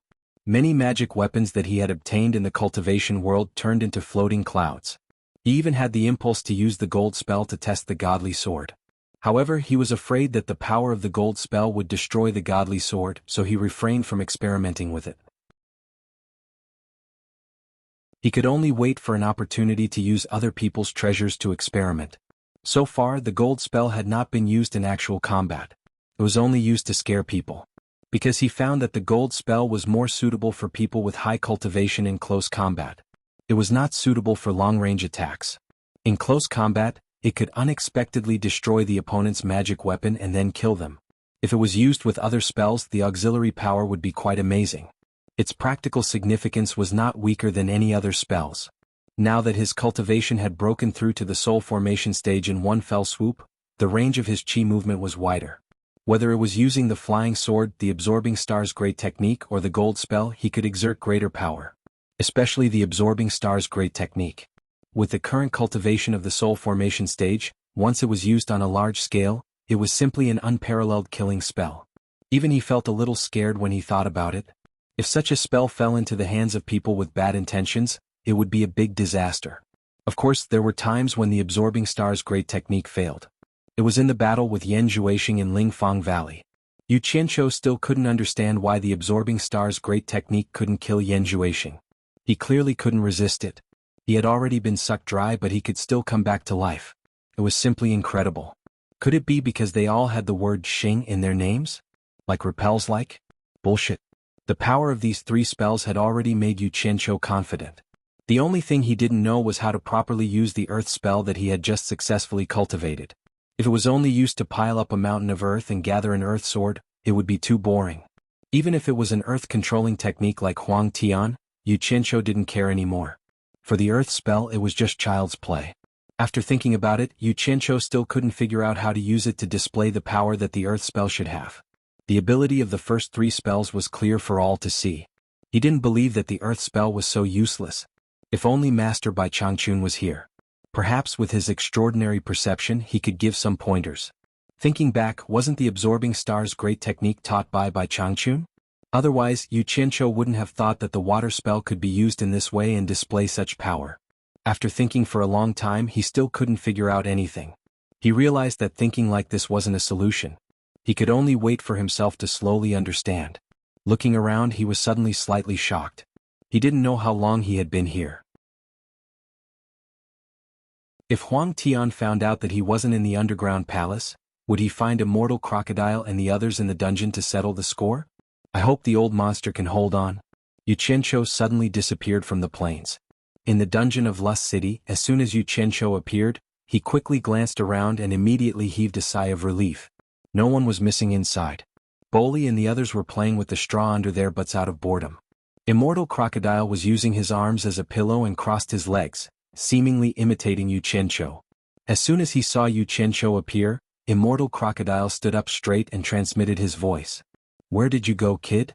Yu Qianqiu waved his hand, indicating that there was no hurry to ask this. He transmitted his voice back. "How long have I been gone?" Immortal Crocodile was stunned. "You've been living your life in a daze. You don't even know how long you've been gone? 3 days. You've been gone for 3 whole days."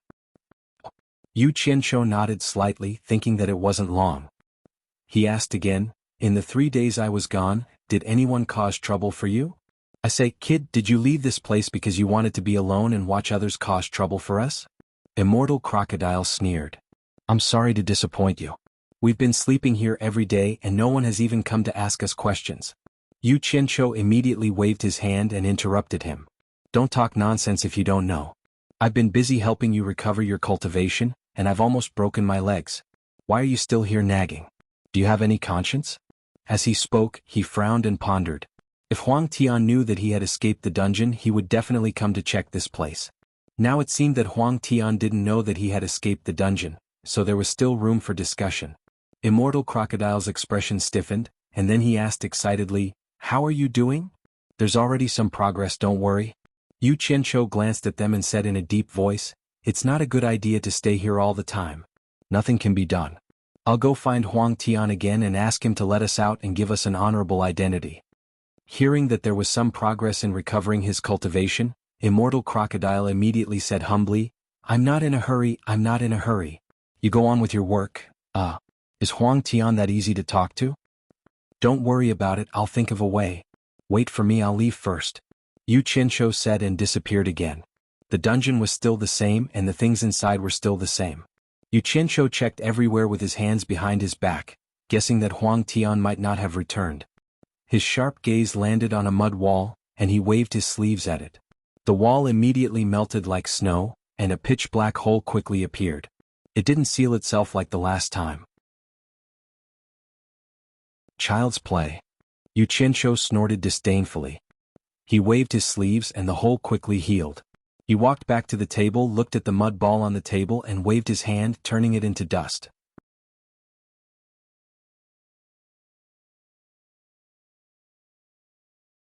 Chapter 759.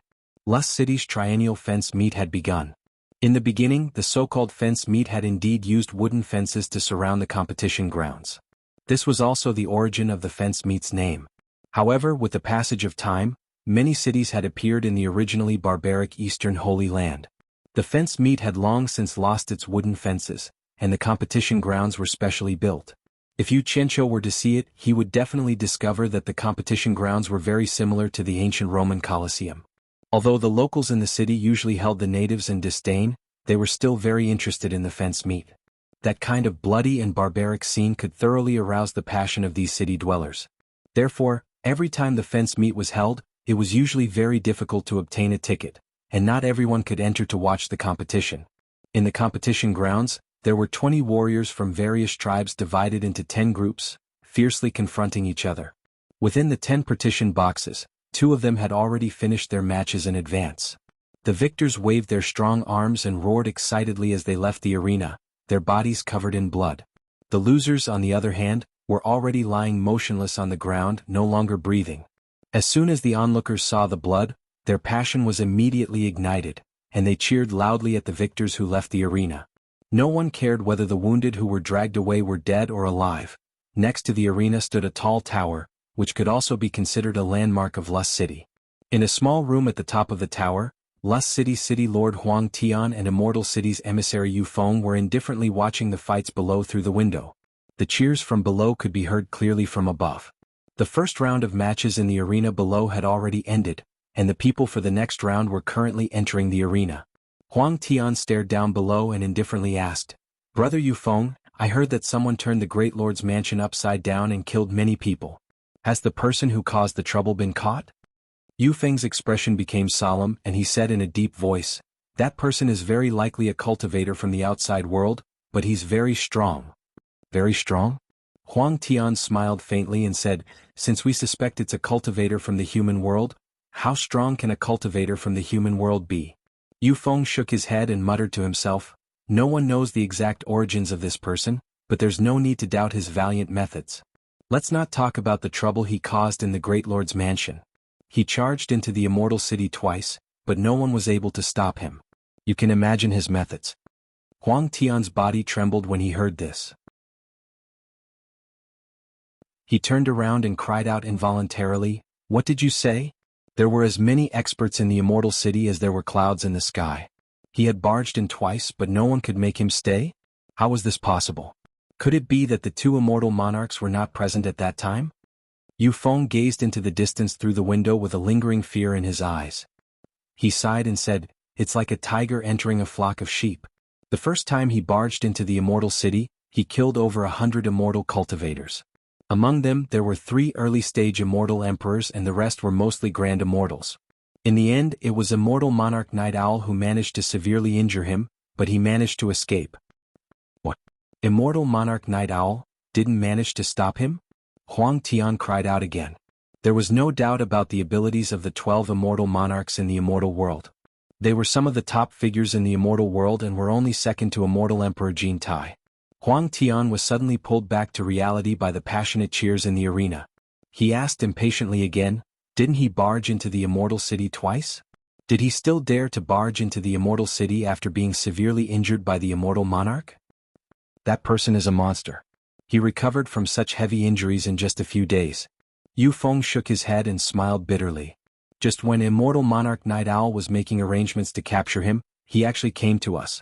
The second time he barged into the immortal city, his cultivation seemed to have increased by quite a bit.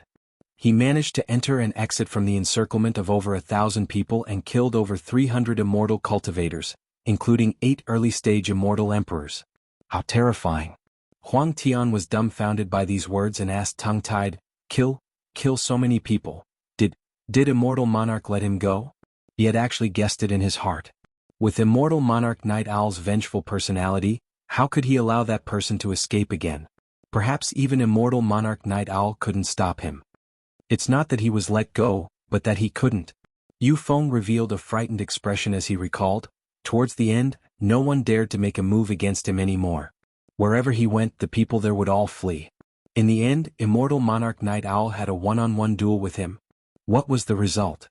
Huang Tian asked. Yu Feng looked around warily, hesitating as if there were some things that he couldn't say. Huang Tian immediately guessed that the latter part of his words might be disrespectful to immortal monarch Night Owl. He couldn't say it out loud, so he transmitted his voice. Brother Yu Feng, don't worry. You and I will communicate through voice transmission. No one else will know what you said today. Yu Feng nodded slightly and transmitted his voice with mixed feelings. In that battle, immortal monarch Night Owl was no match for him. The last time that person barged into the immortal city, he was severely injured by immortal monarch Night Owl's treasure, the 1,000 feather wings. This time, immortal monarch Night Owl's treasure, the 1,000 feather wings, was completely destroyed by that person, and immortal monarch Night Owl was injured quite badly. Huang Tian was immediately shocked. As someone from the immortal world, of course he knew about immortal monarch Night Owl's treasure, the 1,000 feather wings. It was a top-grade treasure that could attack and defend in the immortal world. What shocked him the most was that immortal monarch Night Owl was injured. Yu Feng continued to transmit his voice with mixed feelings. At this critical moment, Western Palace Jiwu immortal monarch, who rarely shows herself, appeared. The two immortal monarchs joined forces to fight that person. That battle could be said to be earth-shattering. Ever since the battle against the Thousand Swords Demon Monarch, it has been many years since there was a huge battle. Almost half of the huge immortal city is in ruins. Even if an ordinary person wanted to help, they wouldn't be able to. Two immortal monarchs joined forces and they let him escape? Huang Tian's face was full of disbelief. Yu Feng shook his head slightly and said, he did escape, but with two immortal monarchs working together, it's not that easy. In addition, immortal monarch Night Owl was fighting with all his might. That person ran with injuries.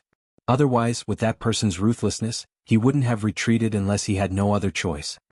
Huang Tian narrowed his eyes and said, that's strange.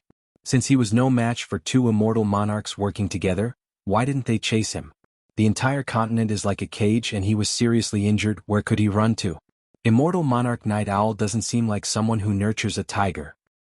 You won't believe me even if I tell you. Yu Feng's eyes were burning with passion as he lowered his voice and said, that person could actually enter and exit the heaven and earth formation at will. The two immortal monarchs were determined not to let him go, and they chased him all the way to the sky. Who knew that they would be stopped by the heaven and earth formation, and that person could directly pass through it, leaving them in the dust. That smell is very similar to the Thousand Swords Demon Monarch back then. What? Huang Tian was dumbfounded. He can enter and exit the heaven and earth formation at will? How is that possible? He immediately thought of Yu Qianqiu, who was still trapped underground, and he already suspected if there was any connection between the two. Yu Feng sneered and said, actually, in terms of cultivation, I'm afraid that person is no match for any immortal monarch.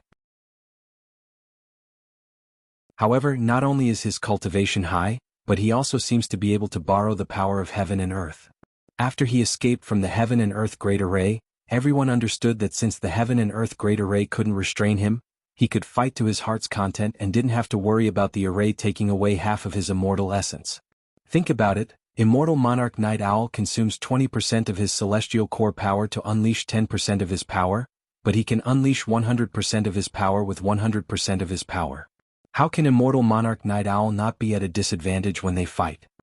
Hearing this, Huang Tian nodded vaguely. It seemed like he agreed, but in fact he didn't agree. How could accounts be calculated like this? Although it was a little disadvantageous and would affect the endurance of the fight, when it came to fighting, one could still unleash as much power as one had. It was just that the consumption of celestial core power would be doubled. Moreover, didn't the two immortal monarchs join forces in the end? Although he thought so, Yu Feng seemed to be protecting the immortal monarch's face, so he couldn't say too much. After a moment of silence, he asked, "Why did this person barge into the celestial city? Is there something in the celestial city that he wants?" Hearing this, Yu Feng didn't know whether to laugh or cry. He said, "What does he want? He doesn't want anything. That person is a complete madman." The first time he came to the celestial city, he called out two immortal monarchs to fight him. Of course, the people below wouldn't be polite and immediately attacked. The second time he came again. With the previous lesson, everyone could see that this person wasn't ordinary. Naturally, they weren't in a hurry to attack.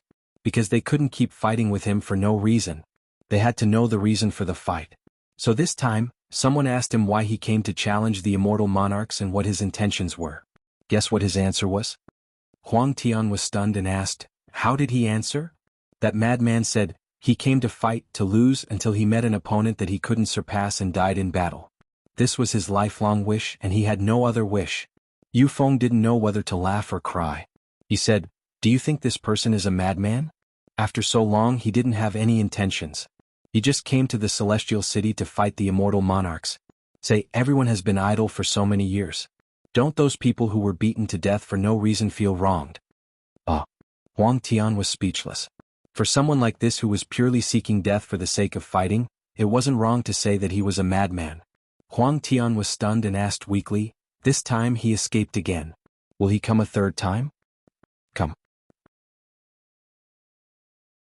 Yu Feng said unhappily. Before he escaped, he laughed loudly and said that it was satisfying, saying that this trip was not in vain. He even said to the two immortal monarchs that he would come again after he recovered. When the two immortal monarchs heard that he was going to come again, they felt a headache coming.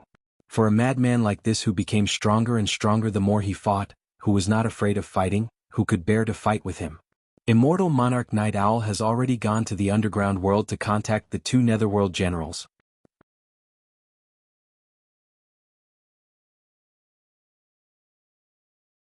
Chapter 760. Contact the two netherworld generals? Huang Tian was surprised. The two netherworld generals have not come out for a long time, and there has always been a barrier between them and the people of the immortal world. Can the immortal lord pull them out? Maybe not usually. Yu Feng's eyes were burning. But don't forget, that madman can enter and exit the heaven and earth formation at will. As long as we capture that madman, we can unravel the secret of entering and exiting the formation. Do you think the two netherworld generals can resist such a huge temptation? If that madman dares to come again, the two immortal lords and the two netherworld generals can work together and subdue him. That's true. Huang Tian, who was nodding slightly, suddenly raised his eyebrows. His eyes flickered and he smiled. "Brother Yu Feng, please wait a moment. I just remembered something. I'll be back soon." Yu Feng raised his hand and smiled. "City Lord Huang is too polite. Please go ahead." Huang Tian cupped his hands and disappeared from the room in the tower. After returning to the City Lord Manor, Huang Tian casually walked towards a secluded corner of the garden. As he walked, his entire body suddenly sank into the ground. Inside the underground palace, Yu Qianshou, who was sitting in front of a table with his eyes closed, suddenly opened his eyes. He stared at the walls of the underground palace in front of him. There was a ripple, and Huang Tian strolled out, giving off the feeling of an immortal passing through walls. "What? You finally thought it through?" Huang Tian walked over with a smile, revealing an expression that said, "At least you're sensible." Yu Qianshou sized him up, then leaned back on the chair and supported his chin with his hand. He said in a low voice, "I've thought it through. I can't leave this continent sealed by the heaven and earth formation alone, so I need your help. In other words, I need to work with you." Huang Tian's smile froze and he frowned. "Why don't I understand what you mean?" "It's very simple." Yu Qianshou stood up and sighed. "Believe it or not, I'll tell you the truth. I've been researching the mysteries of the heaven and earth formation. I spent a lot of time and finally found a way to come in. However, if I want to leave, I'll need to spend more time researching. However, I'm very confident in my attainments and formations. Since I can come in, I can definitely get out. As long as we find the eye of the formation, getting out will be a piece of cake. Do you think I'll believe your nonsense? Huang Tian sneered and said, actually, it's very simple for me to let you go. There's no need to spout nonsense. You just need to tell me how to leave. I promise I won't kill you. He had already thought it through. As long as he could get his hands on the method to leave, he could promise not to kill him.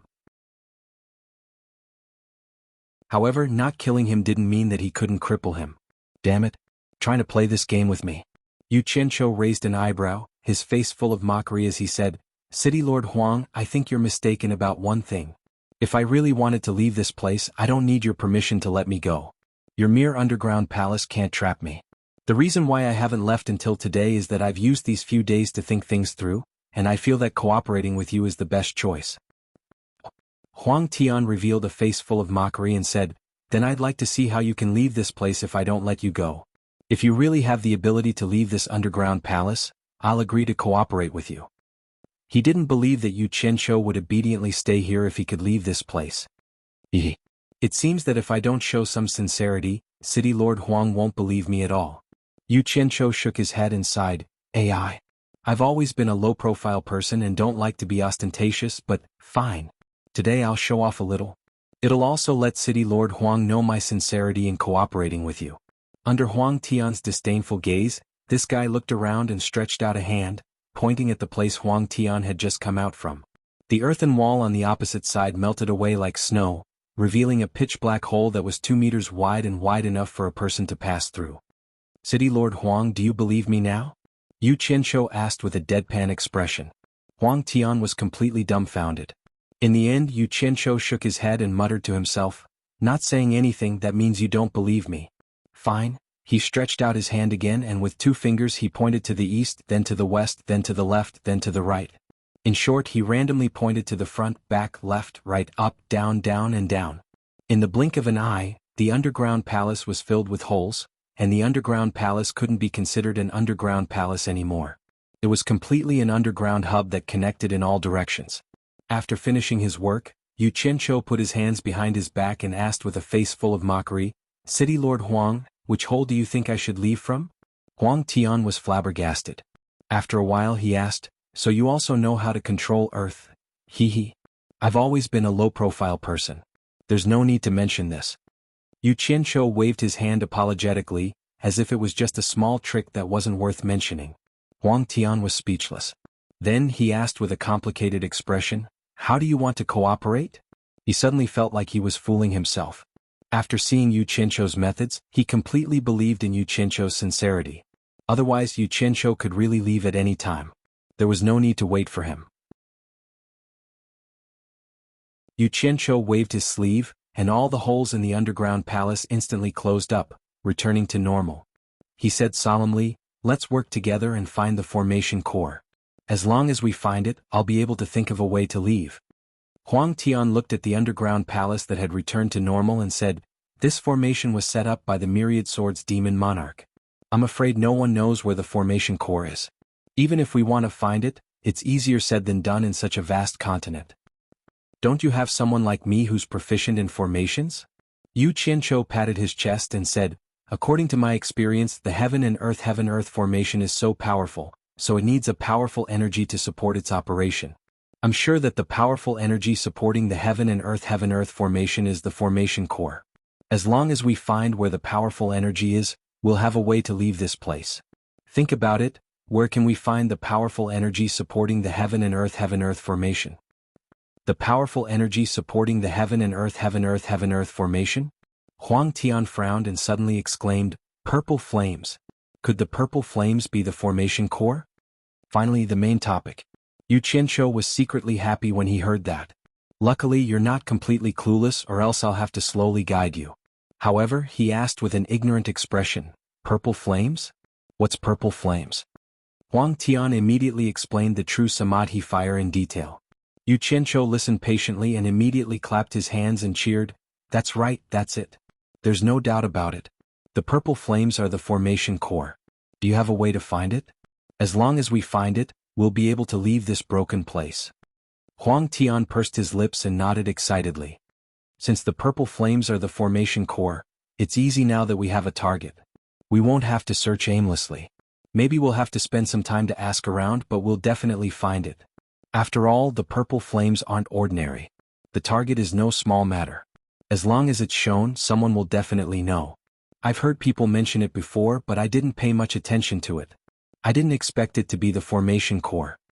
Hearing someone mention the purple flames, Yu Qianzhou's body trembled.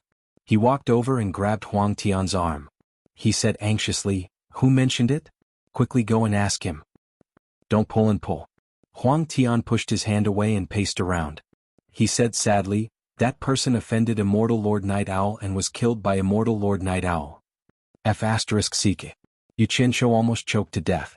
What nonsense. Huang Tian saw that he wasn't faking his anxiety and nodded in his heart. It seemed that the purple flames were indeed the formation core. He comforted him, "Don't worry, I also want to leave this place as soon as possible." "Don't worry. As long as the target is locked onto the heaven and earth universe formation, there will definitely be more than one person who has seen it. I'll find a way to find out about the purple flames as soon as possible." Yu Qianzhou calmed down a little and began to ponder whether he should think of a way to leak the news that he could leave the heaven and earth Great Chenkuan formation. Old Huang's ability seemed to be limited. He should be able to find the purple flames faster with the help of the immortal monarchs of the eastern and western palaces. Huang Tian's heart trembled slightly when he saw Yu Qianzhou's gaze drifting about. He narrowed his eyes and said in a deep voice, "Yu Qianzhou, since you and I have agreed to cooperate, I hope no one else knows about this." His tone concealed a hint of threat. Yu Qianzhou raised his eyebrows and said, "Don't worry about this, I have quite a reputation outside and am doing very well. I don't want all the masters here to go out and join in the fun. The world can't accommodate so many great gods.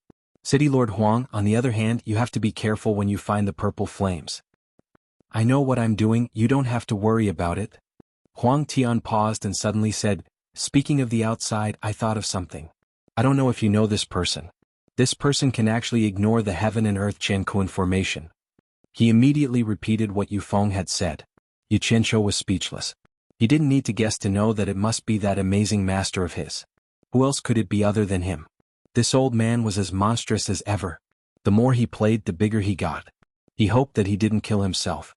But then again, worrying for him was unnecessary. The old man insisted on walking the path of terror, and no one could stop him. After thinking about it, he shook his head and said, "I've never heard of such an expert in the world." Huang Tian nodded and said, "I also feel that it's impossible for there to be such an expert in the world. Maybe he's a rising star in the celestial world." Yu Qianzhou waved his hand and said, "Let's not talk about him. Let's talk about me first. My native friends are still in prison. Why don't you find a reason to release them and give us a free identity?" Huang Tian nodded to indicate that he would arrange it. Yu Qianzhou looked around and said, "You should keep this underground palace. If there's anything, we'll meet here. Let's just say it like this. I'll go to prison first. Quickly release us. I'm leaving." After saying that, he dashed into the mud wall and disappeared. Huang Tian's face twitched. This underground palace really couldn't trap him.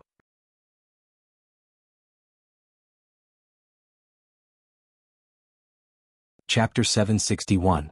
In the dungeon, as soon as Yu Qianzhou appeared, Immortal Lord Crocodile immediately transmitted his voice to him. "Did you find Huang Tian?" Yu Qianzhou did not disturb the others.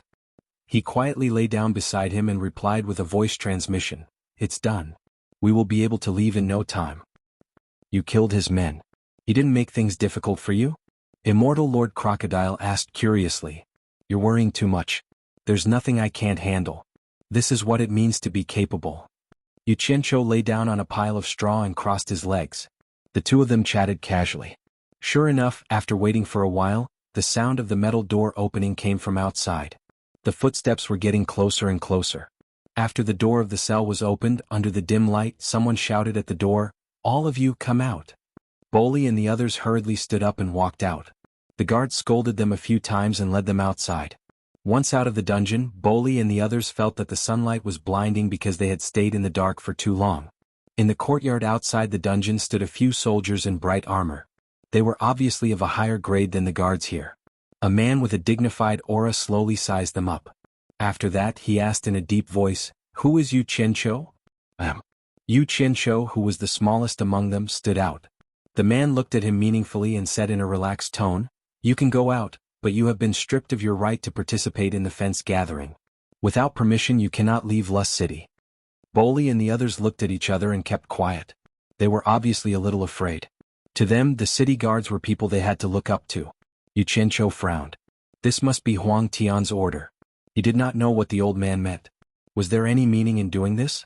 Immortal Lord Crocodile said impatiently, "Can we go now?" With his pride, if it was not to cooperate with Yu Qianqiu, he would not stay in a place like this to be scolded. The man didn't get angry and nodded without changing his expression. Immortal Crocodile was the first to leave. Yu Qianqiu smiled and waved at Bolly and the rest. Let's go. It's fine now."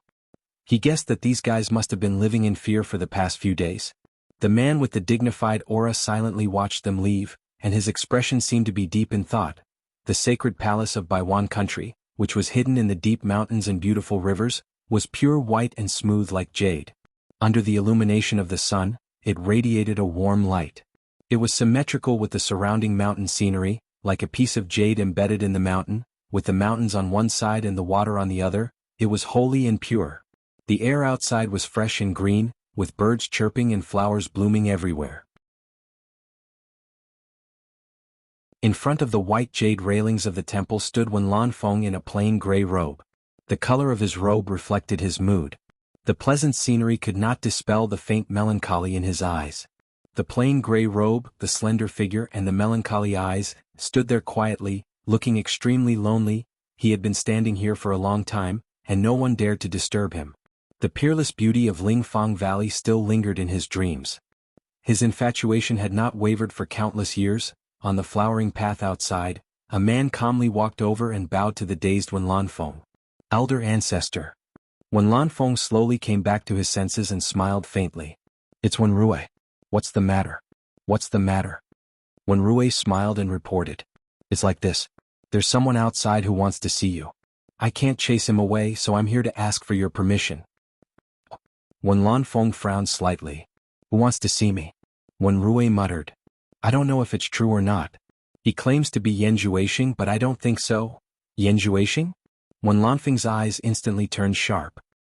He asked in a low voice, "Where is he?" Yan Juexing had taken away Lu Yanqing's disciple Xen Laosan, which worried Lu Yanqing. How could he not care about it? "He's waiting by the heart-cleansing lake." Before Wenrui finished his words, Wenlan Feng had already turned into a shadow and flew away. Wenrui immediately followed him.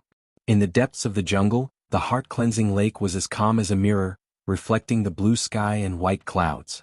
From time to time, various kinds of birds flew by. There were pavilions built by the lake, which were the residences for receiving guests. Mist curled up from the lake, setting off the scenery here like a fairyland on earth. A black-robed man stood by the lake. His silky black hair was draped over his shoulders, covering half of his face. He was expressionless as he watched the fish swimming leisurely in the lake. No one knew what he was thinking. Two figures landed behind him, one in front and one behind. He continued to stare at the lake silently. Wenlan Feng was slightly startled when he saw the black-robed man. He had seen Yan Juexing before. At that time, Yan Juexing's cultivation was only at the early stage of crossing calamity. But this man's cultivation was clearly at the early stage of soul formation. Wenlan Feng stared at the back of the black-robed man and said in a low voice, "Who are you? Why did you pretend to be Yan Juexing and trick me to come out to meet you? Do you think I have a good temper?" "How would I dare to lie to you, Senior One? I'm afraid you're forgetful." The unmoving black-robed man finally turned around slowly. His long black hair fluttered even though there was no wind. It was Yan Juexing's true appearance. "You." Wenlan Feng was shocked. He had seen Yan Juexing before. This man's appearance was indeed Yan Juexing's, but he could not be wrong about his cultivation. He quickly stared at Yan Juexing's left hand. He remembered Lu Yanqing saying that Yan Juexing's left hand had been chopped off by Yu Qianqiu, and this man's left hand was intact. Lu Yanqing would definitely not lie to him. "You're definitely not Yan Juexing." "Who are you?" Wenlan Feng shouted. He was really angry. Someone actually dared to trick him in front of him. No matter how good his temper was, he could not hold it in anymore. Yan Juexing slowly raised his left hand and said coldly, "Senior One must be wondering why my hand, which was chopped off by Yu Qianqiu, is still here, right?" Yes, it was once chopped off by Yu Qianqiu, but it grew back. And my cultivation must be very strange to you, right? Actually, life is full of miracles. There's nothing strange about it. What he said was all the doubts in Wen Lanfeng's heart, but such an answer did not satisfy Wen Lanfeng. Wen Lanfeng still doubted, "Are you really Yan Zhuixing?" Yan Zhuixing shook his head slightly and said, "I thought Senior Wen would have a better vision. I didn't expect you to be so mediocre. I'm really disappointed. Isn't Senior Wen on good terms with Yu Qianqiu? You must have heard him mention that I'm cultivating demonic arts." He stared at his left hand coldly and said indifferently, "It's all thanks to the demonic arts that I can stand here today." Wen Lanfeng's pupils shrank. Even if the other party was really Yan Zhuixing, his attitude towards him was too calm. Did he think that he was a match for him just because his cultivation had reached the early stage of soul formation? Wen Lanfeng snorted and said, "So, you're really Yan Zhuixing?" Yan Zhuixing put down his left hand and nodded slightly, "Yes. Moreover, impersonating Yan Zhuixing won't do me any good. It will even make Senior Wen unhappy. Why would I do that?" After confirming Yan Zhuixing's identity, Wen Lanfeng ignored the miracle that happened to him because he did not feel that it had anything to do with him. He immediately shouted, "Where's Third Xin? Third Xin?" Yan Zhuixing said indifferently, "It seems that the rumor in the cultivation world is true. Senior Wen has long fallen for the world's most beautiful woman. If there's a chance, I'd like to see how beautiful the so-called world's most beautiful woman is to be able to make Senior Wen fall in love with her. I'll ask you for the last time. Where's Third Xin?" Wen Lanfeng's eyes turned cold and his body exuded a faint killing intent. Yan Zhuixing shook his head slightly and said without fear, "Senior Wen, please answer my question first. If I'm satisfied, I'm willing to return Third Xin to Senior Lu. Otherwise, don't even think about knowing where Third Xin is even if you kill me."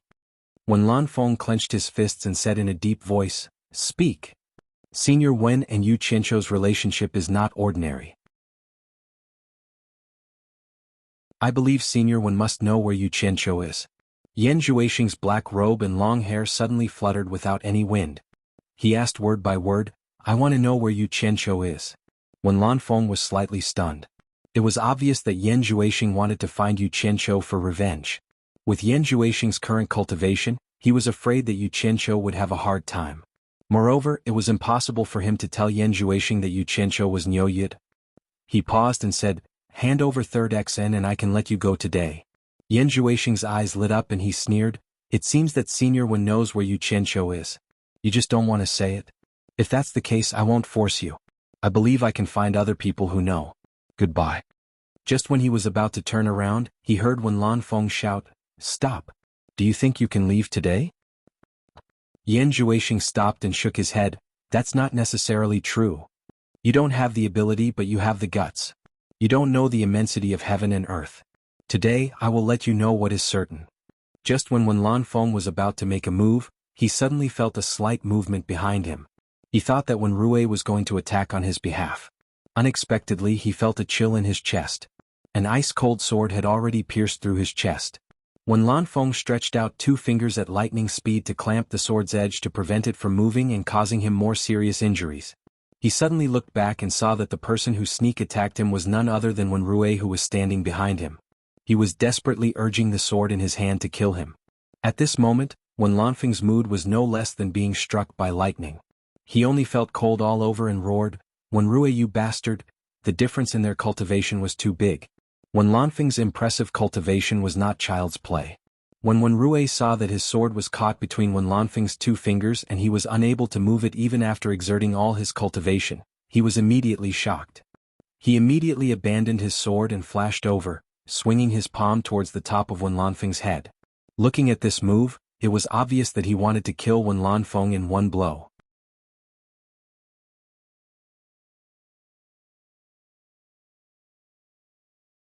Chapter 762. Wen Lanfeng had never dreamed of such a day. Since he stepped into the cultivation world, he had been prepared to die a horrible death. However, he had never thought that the Wen family wanted to kill him. Especially Wen Rui, who had no chance to step into the soul formation stage without his strong support. Otherwise, Wen Rui would not be able to hurt him even if he had a little bit of defense. How could he vent his anger? Wen Lanfeng's face was full of grief and indignation. With 2 fingers he broke the sword that had pierced through his chest. He swung his arm and a cold glare shot out. It carried the force of thunder and it was as fast as lightning. It was even faster than the person who attacked him, and with a bang, it struck Wenrue's chest, causing a splash of blood. Puff! Wenrue spat out a mouthful of blood. The momentum of the broken sword was like a heavy hammer hitting his chest. When the cold light pierced through his chest, he was shocked and flew out by a huge force. Yan Juexing turned into a shadow and rushed over almost at the same time as Wen Lanfeng's attack. Wen Lanfeng's murderous aura suddenly appeared like a whirlwind. He stared at Wenrue, who was sent flying, and slapped the exposed half of the broken sword on his chest without turning his head. The flowing light shot out from his back with a spurting blood sword. The sound of wind and thunder rose again and violently shot toward Yan Juexing. The sharp aura of the broken blade arrived in an instant, like a frosty blade sweeping over. Yan Juexing was shocked. Wen Lanfeng was indeed Wen Lanfeng. His cultivation was much higher than Bing Qingzi's. He was a little overconfident and overestimated himself. Just the power of the broken sword alone was not something he could withstand. In a flash of thought, Yan Juexing's afterimage split into 3 phantasms like black smoke. The broken blade passed through the 3 phantasms almost at the moment when the 3 phantasms separated. It hit the heart-cleansing lake and made a huge splash. Yan Juexing was so scared that he broke out in a cold sweat. Even though he had escaped this fatal blow, the sprayed blood was like a rainstorm and instantly covered the 3 wisps of black smoke that could not escape in time. The crackling sounds were like beans being fried, causing the 3 wisps of black smoke to tremble like curtains. They were forcefully separated into 3 arcs that converged into a shape in the air. Yan Juexing looked a little embarrassed when he reappeared. His black robe was full of small holes and a few strands of black hair were scattered on the lake. This was just the appearance. His skin under the black robe was painful and numb as if being pricked by thousands of needles. If his demonic body was not strong, he would have been beaten into a sieve. Yan Juexing clenched his fists in the air and the bones all over his body cracked. Black evil spirit instantly gushed out from his body and lingered around him. Yan Juexing, with his long hair fluttering in the wind, slowly raised his head. His cold gaze shifted from his own body to Wen Lanfeng. He said indifferently, "Senior Wen is indeed worthy of your reputation." This was not a compliment. Yan Juexing thought that Wenrue's sneak attack first and he would succeed with his demonic skills. But who knew that Wen Lanfeng was as immovable as a mountain? With just a raise of his hand, he immediately forced the 2 into an embarrassing situation. One of them was seriously injured. Wenrue was still struggling in the ruins of the wooden building that he had crashed into. However, he seemed to be injured too badly. He shook his dizzy head and could not stand up for a long time. Wen Lanfeng stared at him with a sorrowful expression on his face. He allowed the blood to flow from his chest and back. The blood that flowed out formed strange patterns on his gray robe, giving the illusion that his robe had been torn apart. No matter how much blood flowed, it could not drain the sorrow in his heart. He really could not think of any way that he had wronged Wenrue. Wen Lanfeng pointed a finger at his chest and channeled his strength through his meridians, immediately stopping the bleeding on his chest and back. His long but somewhat bleak body suddenly turned around and stared at Yan Juexing angrily. "Ignorant junior, don't even think of leaving today. Leave your life here." Yan Juexing was waiting for him to turn around and look at him. He immediately grasped the opportunity and shouted in a deep voice, "Look at my demon eye." His eyes suddenly glowed with a demonic red light and directly looked at Wen Lanfeng's stare. Wen Lanfeng's expression slightly stiffened. But in the blink of an eye, his eyes suddenly glowed and he shouted angrily, "Crooked Wei, how dare you act wildly in front of me? Today I must eliminate you, you scourge." His loud and clear voice was deafening, surging layer by layer. Yan Juexing showed a pained expression. The demonic red light in his eyes suddenly disappeared. With a flick of his long hair, he spat out a mouthful of blood. Wen Lanfeng's cultivation was profound and his primordial spirit was as strong as steel. It was not someone that Yan Juexing could cross levels to capture. As a result, he suffered a backlash and injured himself. In fact, the demonic book had long warned that when facing an opponent with a certain level of cultivation, one should not use demon eye ecstasy lightly. Otherwise, one could easily suffer a backlash. Within a certain level of cultivation, it could be used to cross levels because the primordial spirits in this level were relatively light and easy to capture. After this level, as the opponent's primordial spirit had stabilized, it could at most be used on people of the same level. The higher the level, the more stable the primordial spirit was, and the harder it was to control. In the end, one could only control people with a lower level of cultivation. If one encountered a cultivator with attainments in the primordial spirit, one had to be extra careful even if their cultivation was lower.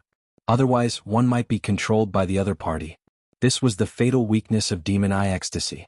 But then again, if one could control it regardless of the level of cultivation, the world would have long been the world of demonic cultivators. It was not that Yan Juexing did not know this, but because of the improvement of his cultivation and the fact that he had injured Bing Qingzi with a punch, he was indeed a little overconfident. As a result, he suffered a loss in the hands of Wen Lanfeng. As the saying goes, there must be a gain for every loss. After suffering a loss, he would remember the lesson. At this moment, a silver light suddenly flashed out from the storage bag on Wen Lanfeng's waist. The sword moved along with his finger. Wen Lanfeng waved his arm and pointed. The giant silver sword did not stop at all. With the momentum of a thunderbolt, it stirred up layers of almost substantial air waves and burst out. In this blow, Wen Lanfeng did not hold back any strength. He wanted to kill Yan Juexing. The monstrous momentum rushed like a cannon. The silver light in the middle shocked Yan Juexing, who was shaken. He immediately teleported to avoid it without thinking. However, just when he appeared hundreds of meters away, he could immediately hear the roar that broke through the air. Yan Juexing slightly tilted his head and was immediately scared out of his wits. The giant silver sword almost followed him at the same time. It was frighteningly fast, and he immediately teleported to avoid it. Wen Lanfeng stood by the lake in a blood-stained gray robe. His eyes followed Yan Juexing, who was dodging. He was completely determined to kill Yan Juexing. How could he easily escape? The lake water beside the heart-cleansing lake suddenly rippled and was pushed away layer by layer. Each wave was higher than the previous one. Just when Wen Lanfeng's momentum soared and he wanted to fly to the sky to deal with Yan Juexing, there was a flapping sound in the ruins of the wooden building behind him. Wen Lanfeng suddenly turned back. He saw Wen Rui's eyes were about to crack. He coughed out mouthfuls of blood and seemed to be madly rushing over. Bastard! Wen Lanfeng shouted angrily. He was immediately furious. He raised his palm with surging momentum wrapped in murderous intent. With Wen Rui's current weak body, he would probably immediately lose his life if he were to use this palm. However, when Wen Lanfeng's eyes met Wen Rui's unprecedented tyrannical eyes, he immediately remembered the moment when Yan Juexing wanted to control him with the magic eye. He instantly understood why Wen Rui's sneak attacked him. He dodged sideways to avoid Wen Rui, who was knocked down, and pointed two fingers on Wen Rui's back. The finger strength easily penetrated Wen Rui's meridians, and Wen Rui immediately collapsed to the ground. At this moment there was a sharp whistling sound in the air. Wen Lanfeng suddenly looked over and saw a flowing light get rid of the giant silver sword at an incredible speed. Want to run? Wen Lanfeng snorted coldly. He had disappeared. He teleported 3 times in the air and instantly caught up with Yan Juexing. He waved his fist and directly punched. Leave your life here. The strong wind blew wildly in the air with astonishing momentum. Yan Juexing looked back and was immediately scared out of his wits. Wen Lanfeng had already swung his fist in front of him with a face full of anger. At this time, Yan Juexing had no choice but to fight. He used all his cultivation and shouted, "Magic fist!" Boom! There was a loud sound in the air and the airwave collapsed. Yan Juexing made a puff sound and spat out another mouthful of blood. He was directly thrown far away by the powerful impact. However, he could not care about anything at this time. The only priority was to escape. With the help of the powerful impact, he took advantage of the magic light glimpse movement technique to the extreme and fled into the sky like a flowing light. He looked back from time to time, afraid that Wen Lanfeng would catch up again. Wen Lanfeng stopped in the air and watched Yan Juexing escape. His eyes were filled with disbelief. The penetrating and explosive force contained in Yan Juexing's punch was so strong that Wen Lanfeng could not believe that the punch was made by Yan Juexing. In fact, at this time, it was not that he did not want to chase Yan Juexing again, but the true vitality in his body was extremely chaotic. He had a faint feeling that he could not condense it. It seemed that the power of Yan Juexing's punch was still reverberating in his body. At this time, the penetrating wound on his chest and back was gurgling blood again. Unfortunately, Yan Juexing, who was busy running for his life, did not see this scene. Otherwise, he should be able to more or less see that Wen Lanfeng had almost lost the ability to fight at this time. If he could take the opportunity while he had not recovered, he would definitely be able to avenge the hatred of Lingfang Valley.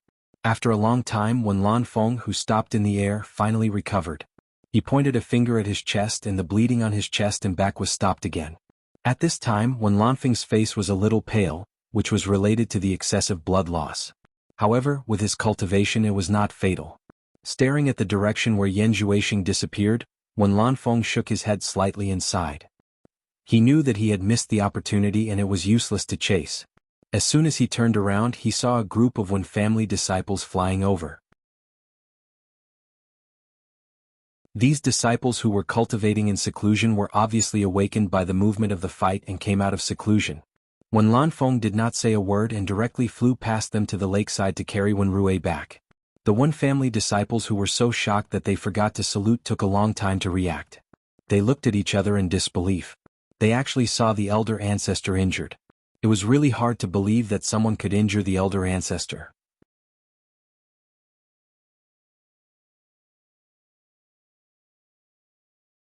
Chapter 763. In the boundless mountains, a shadow suddenly fell from the sky. Yan Juexing, who was fleeing in panic, quickly dodged through the dense forest. He found a hidden cave in a sorry state and directly entered it. Who knew that there were 2 big gray wolves, 1 male and 1 female, lying inside. The 2 wolves were shocked and before they could do anything, Yan Juexing punched them into a bloody mess without hesitation. He then turned around and hid in the cave covered by grass and trees, carefully watching the surroundings. He was still in the territory of Baiwan country, but he really did not dare to run anymore. Once Wen Lanfeng caught up with him in terms of speed, he was frightened by the scene of Wen Lanfeng chasing him. In addition, the demonic aura in his body was almost exhausted.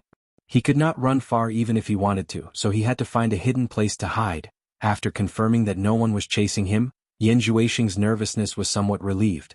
He looked around the barren mountains. What a familiar scene. What a déjà vu. Yan Juexing sat on the ground, helplessness and desolation surging on his face. He was fleeing in panic in the barren mountains again. This was not the first or second time. Was this his fate? Yan Juexing inserted his hands into the soil. He did not expect Wen Lanfeng to be so strong. After being successfully attacked by Wen Rui, he did not even have a chance to get close to Wen Lanfeng. Based on his current cultivation, the demonic skill he cultivated could only exert its power in close combat. But even if he could get close to Wen Lanfeng, the demonic fist that he exerted with all his strength still could not hurt Wen Lanfeng. Instead, he was injured again. He did not expect that Bing Qingzi's cultivation was so different from Wen Lanfeng's. He could hurt Bing Qingzi with 60% of his strength, but he could not hurt Wen Lanfeng with 100% of his strength. Yan Juexing was speechless, regretting that he did not listen to Bing Qingzi's words and only came out after mastering the demonic skill. He did not think that Bing Qingzi did not expect that Yan Juexing would hurt him at all. Moreover, Yan Juexing was purely resisting and did not fight back at all. If Bing Qingzi really wanted to kill Yan Juexing would not be any better. After all, an expert at the late stage of soul transformation was not to be trifled with. No. Yan Juexing jumped up with a swoosh. His movement was too violent and affected his internal injuries. He immediately bent over and pressed his chest, choking a mouthful of blood. After he slowly straightened his body, his face was filled with anger and unwillingness. As he gritted his teeth, he was actually so angry that he was trembling. Now that he had calmed down, he recalled the punch that collided with Wen Lanfeng. When he was escaping, he looked back and saw that Wen Lanfeng's chest was bleeding. In other words, his punch was effective. Thinking about why Wen Lanfeng didn't chase after him? Wen Lanfeng had proven that he had the ability to kill him, so why did he stop there and watch him escape? It was obvious that Wen Lanfeng had lost the ability to chase after him. Once he figured it out, Yan Juexing immediately felt like his heart was being stabbed by a knife. He understood that he had missed the most crucial opportunity. Return now. This was impossible. With Wen Lanfeng's ability with this period of time as a buffer, not to mention recovering from his injuries, he would at least have the ability to fight again. After fighting with him, Wen Lanfeng must have understood the power of his devil fist. If he went back to fight, it would be impossible for Wen Lanfeng to fight him in close combat. A flying sword with unparalleled power could take his life. Cough cough. Yan Juexing coughed violently and spat out mouthfuls of blood. This was due to his anger, which aggravated his injuries. He covered his chest and looked at the blood on the ground. His gaze slowly recovered its indifference. Under the dazzling red, he gradually calmed down. His indifferent eyes stared outside the cave. Since his demonic fist had injured Wen Lanfeng, it meant that he still had a chance for revenge.